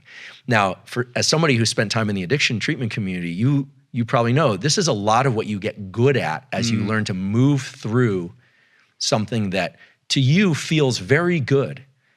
And you know all the reasons why it would probably be good to change it, but you know what? You don't want to because it feels so good. So we're talking about an addiction to entrenched thinking. We're talking about an addiction and neurochemical systems that support lack of change, my refusal to change, and stubbornness. And I actually think, just like for the treatment of addiction and trauma, the key is to get people to learn to tolerate progressively higher levels of stress and maintain dilation of sensory experience, of thought experience. We've got to create some small little portals through which information can come in. A lot's been made of mirror neurons. I hate to break it to the crowd, but the data in support of mirror neurons in humans is not that impressive. And now the mirror neuron people are going to come after me, but fine. There are circuits in the brain that control emotional contagion, and those are what's powerful. My ability to recruit you into stress is much more powerful than my ability to recruit you into empathy for something good. That's a well-established neurobiological fact. Or empathy for someone's perspective that I'm fundamentally going to disagree with. Right. So I think there are three gates to getting there. And by there, I think I'm referring vaguely to the idea that we need to increase our level of understanding, at least our level of discourse, so that we can really hear other people's ideas, even though we don't like the way it feels, and we love the way that we feel. This is what that result said. We love the way we feel. We don't like the way other people feel. The first thing is to bring the level of urgency that we feel internally down. We need to learn to calm ourselves in order to really have the information start to come in. Now, the system right now and people out there, everyone's in a frenzy. And you can see it, the collective conscience is kind of losing its mind. It's kind of out of its mind. We need to learn how to turn off those amygdala circuits. So are we all gonna get together and do EMDR? Probably not. Are we all gonna get together and do breathing exercises? Probably not at scale.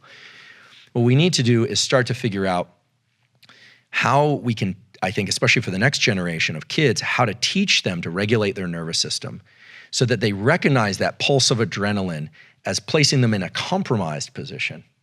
Like, we have to leverage the idea that being able to hear and listen hinges on the ability to be calm. So therefore, the ability to be calm is crucial to hearing and listening is crucial to our advancement as individuals and as groups. The problem is everyone's been trying to do this backwards. They've said we all have to get along, we have to cancel culture, we all have to listen to one another. And I think, again, we have to start from the inside. We have to teach it physiologically. Now, I don't have a master plan on how to do that. But one of the reasons I'm here and one of the reasons I'm, teaching neuroscience on Instagram and not just in my laboratory is until we can learn to regulate the self, I don't think we're going to get where we want to go as a culture. I think it really does start with our own individual ability to do that. And so, David's a really good example, for instance, of somebody who learned how to deal with his own internal mess and build something beautiful out of that. And he continues to do that. And everyone's got to find that process for themselves. And whether or not you have a perfect family or whether or not you consider yourself the most inclusive and accepting person in the world or not, everyone needs to learn how to do that for themselves. And everyone thinks we do it pretty well, but I think it's clear that none of us do it well enough. So autonomic arousal, autonomic control, I think those are the entry points for addiction, for trauma, and for really empathic hearing and listening. And until we do that, I think our species is going to continue to go around this merry-go-round, where every 50 or 100 years we crash right up against the same general set of issues, only now social media has made it slightly more or a lot more complicated.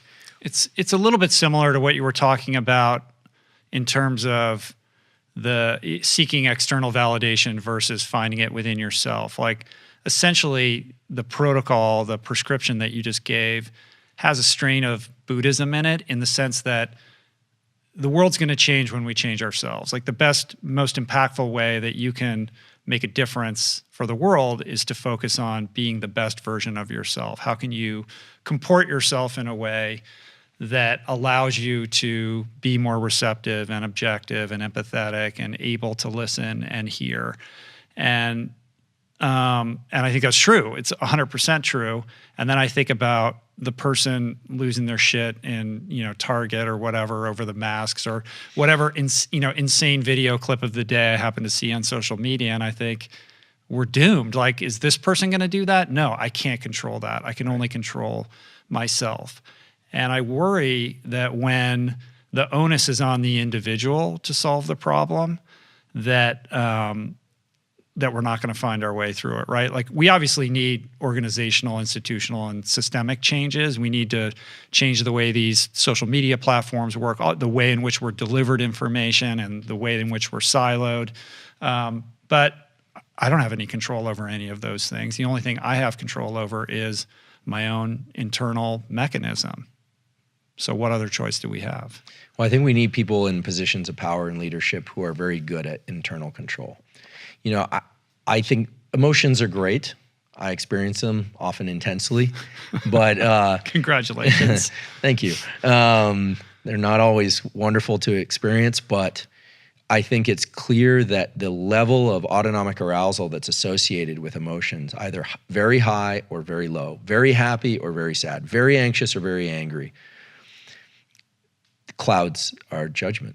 It's very clear. And I think the sooner we give them too much credence too. They're just feelings, man. Like we don't have to allow them to overtake us and monopolize everything that we do. They were designed to push us along certain behavioral paths, but they've grown in importance in the last few years. And we could get into a discussion about how, social media marketing are designed to, capture these very deep limbic aspects of ourselves, and they are.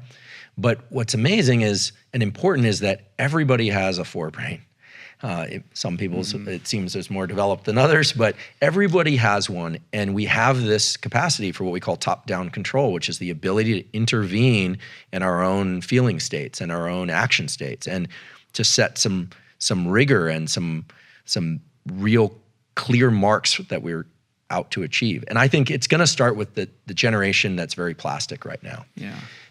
Most parents are afraid of stressing their kids because they don't want to, again, I went to a high school where kids, literally at Gun High School in the last 10 years, kids have, there've been over a dozen, train track suicides. So those are kids that are committing suicide for different reasons, but a lot of them is because they just feel too much pressure. So obviously we can't pressure kids beyond their capacity to regulate. But the idea that all of our internal state should be driven by external things, that's a foolish misstep also. So I think we need to operationalize what we're going to teach the next generation.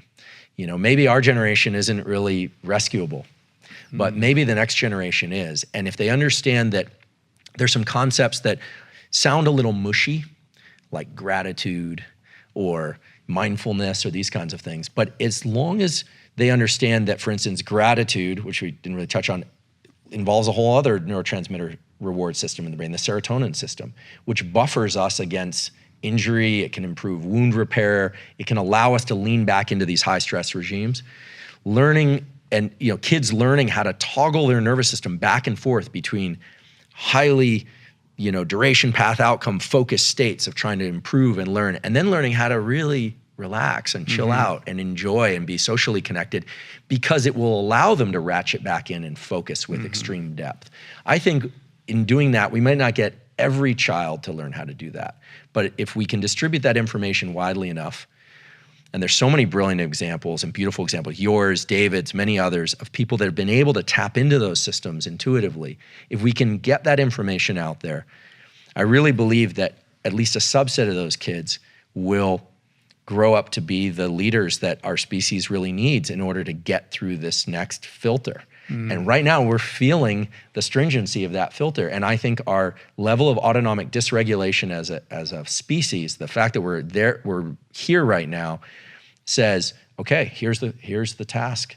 Are you guys gonna figure yourselves out? You got this forebrain. My dog doesn't have the forebrain I've got. Yeah. He can't figure it out, but we can work this out. And it'll involve technologies like devices to measure how we're doing, maybe some machines to guide that. That's a different discussion, but I think it's entirely possible. And I think that's the evolutionary pressure that we're in right now. And I think that the next generation, if they can hear about it and learn about it, is gonna meet that demand. Our species has done it for every other demand. I toggle back and forth between extreme optimism and dystopian despair, because on the one hand, you described the experience of going to therapy and how that was kind of novel at that time, but we're not in that place anymore, and everybody's got a smartphone, and there's Headspace and Calm and Waking Up and all these incredible apps, and mindfulness is part of the mainstream modern vernacular. Like, these kids are growing up not only aware of these practices, but amenable, and it's being done in the households in which they're being raised, which I find to be that's an amazing thing. I think there is a consciousness that is emerging out of these young people that hopefully we can rely on to solve some of these problems. And then I just think about the endless scrolling and the social. I'm just like, oh yeah, we're fucked. Well, I think it's clear that most people, young or old, are content to be passive consumers and spend out their dopamine doing essentially meaningless activities and consuming food and consuming air and light that is basically damaging to themselves. And I don't think they care. I think our species, let's be fair, our species is non-essential. Well, no, I didn't say that. Our species, although sometimes I think it'd be interesting if some other species ran the earth, but we're the curators of the planet. So I think that our species is probably divided into those that are really going to try and maximize on this gift of neuroplasticity, right? We're the only species that has neuroplasticity throughout the lifespan, and that neuroplasticity in childhood lasts as long as it does as a function of our total lifespan. It's incredible. So we were gifted this. And I think some people leverage it and take advantage of it, and other people don't. And I think we need to accept that we're not gonna get everybody. But what we need to do is attach the reward systems of society, financial, socioeconomic, et cetera, to the kinds of behaviors that is gonna give rise to people that can lead us into the next 100 years and 200 years. Now, that is not saying, do away with monetary systems, actually the opposite. I think that once people start to realize that you're high-performing elite military, you're high-performing athlete, you're high-performing academics, you're high-performing business people, they actually have practices that they use to regulate themselves in order to not just perform better, but sleep better. And not just to sleep better, but to listen better. Not just listen better, but incorporate ideas that allow them into states of creativity and states of mind that really lead to new and exciting ways that humans can interact. And many people will just be consumers of everything they produce. Well, all of what's great about new media is that we've democratized access to this information, and we're able to realize that that these people are not just freaks of nature, but that they have a methodology and they've created this canon, this toolkit, and these practices are available to everybody. And you have people like David who are explaining this in very plain terms, that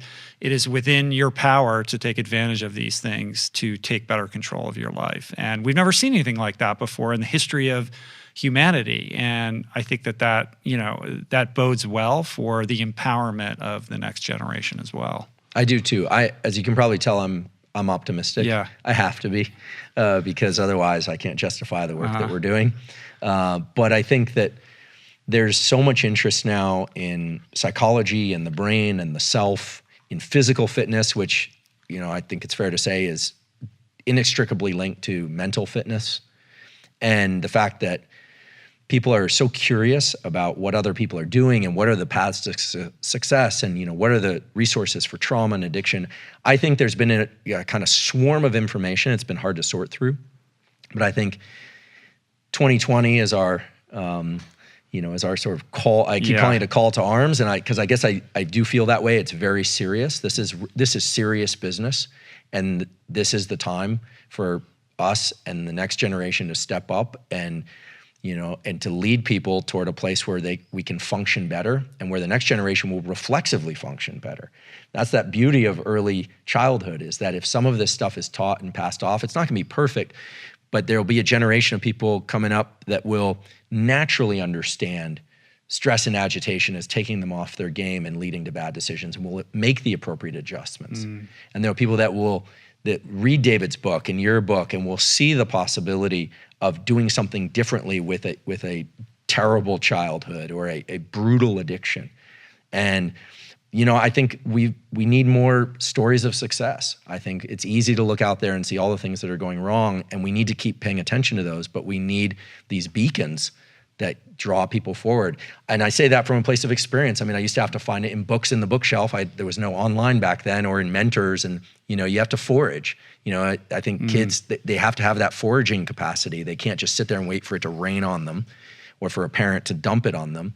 But I trust that they're out there and that they're gonna figure it out. Just like you're doing on Instagram, you're dropping these videos basically every day, right? Like more little lessons on neuroscience. I'm trying to show people that I have a kind of no acronym rule, so I don't like embedding things in a lot of complex language. Sometimes I have to use an acronym, but teach people a little bit about how their brain works, how it interfaces with psychology. Everyone's got different goals and purposes in the world, but that scientists are normal people, and that hopefully science has something, I think really science has something to offer, but it's not gonna happen if I'm vaulted in my lab or my papers are read by the 12 people that care enough to read the paper start to finish. Right. So I'm doing it. There are others out there, of course. David Sinclair's doing it. Sachin Panda's doing it. I'm trying to recruit more people from the scientific community to do this. I think it's our responsibility. You paid for it. It's your tax dollars. There's a tremendous cost to doing science that is not often discussed, but I don't really consider it an option. I consider it my obligation, and I'm gonna keep going. Well, keep doing it, man. I appreciate the work that you're doing. I think it's really important work. We need it now more than ever. And it's cool that you're getting out there and sharing your wisdom with everybody. It's super empowering. So thanks, man.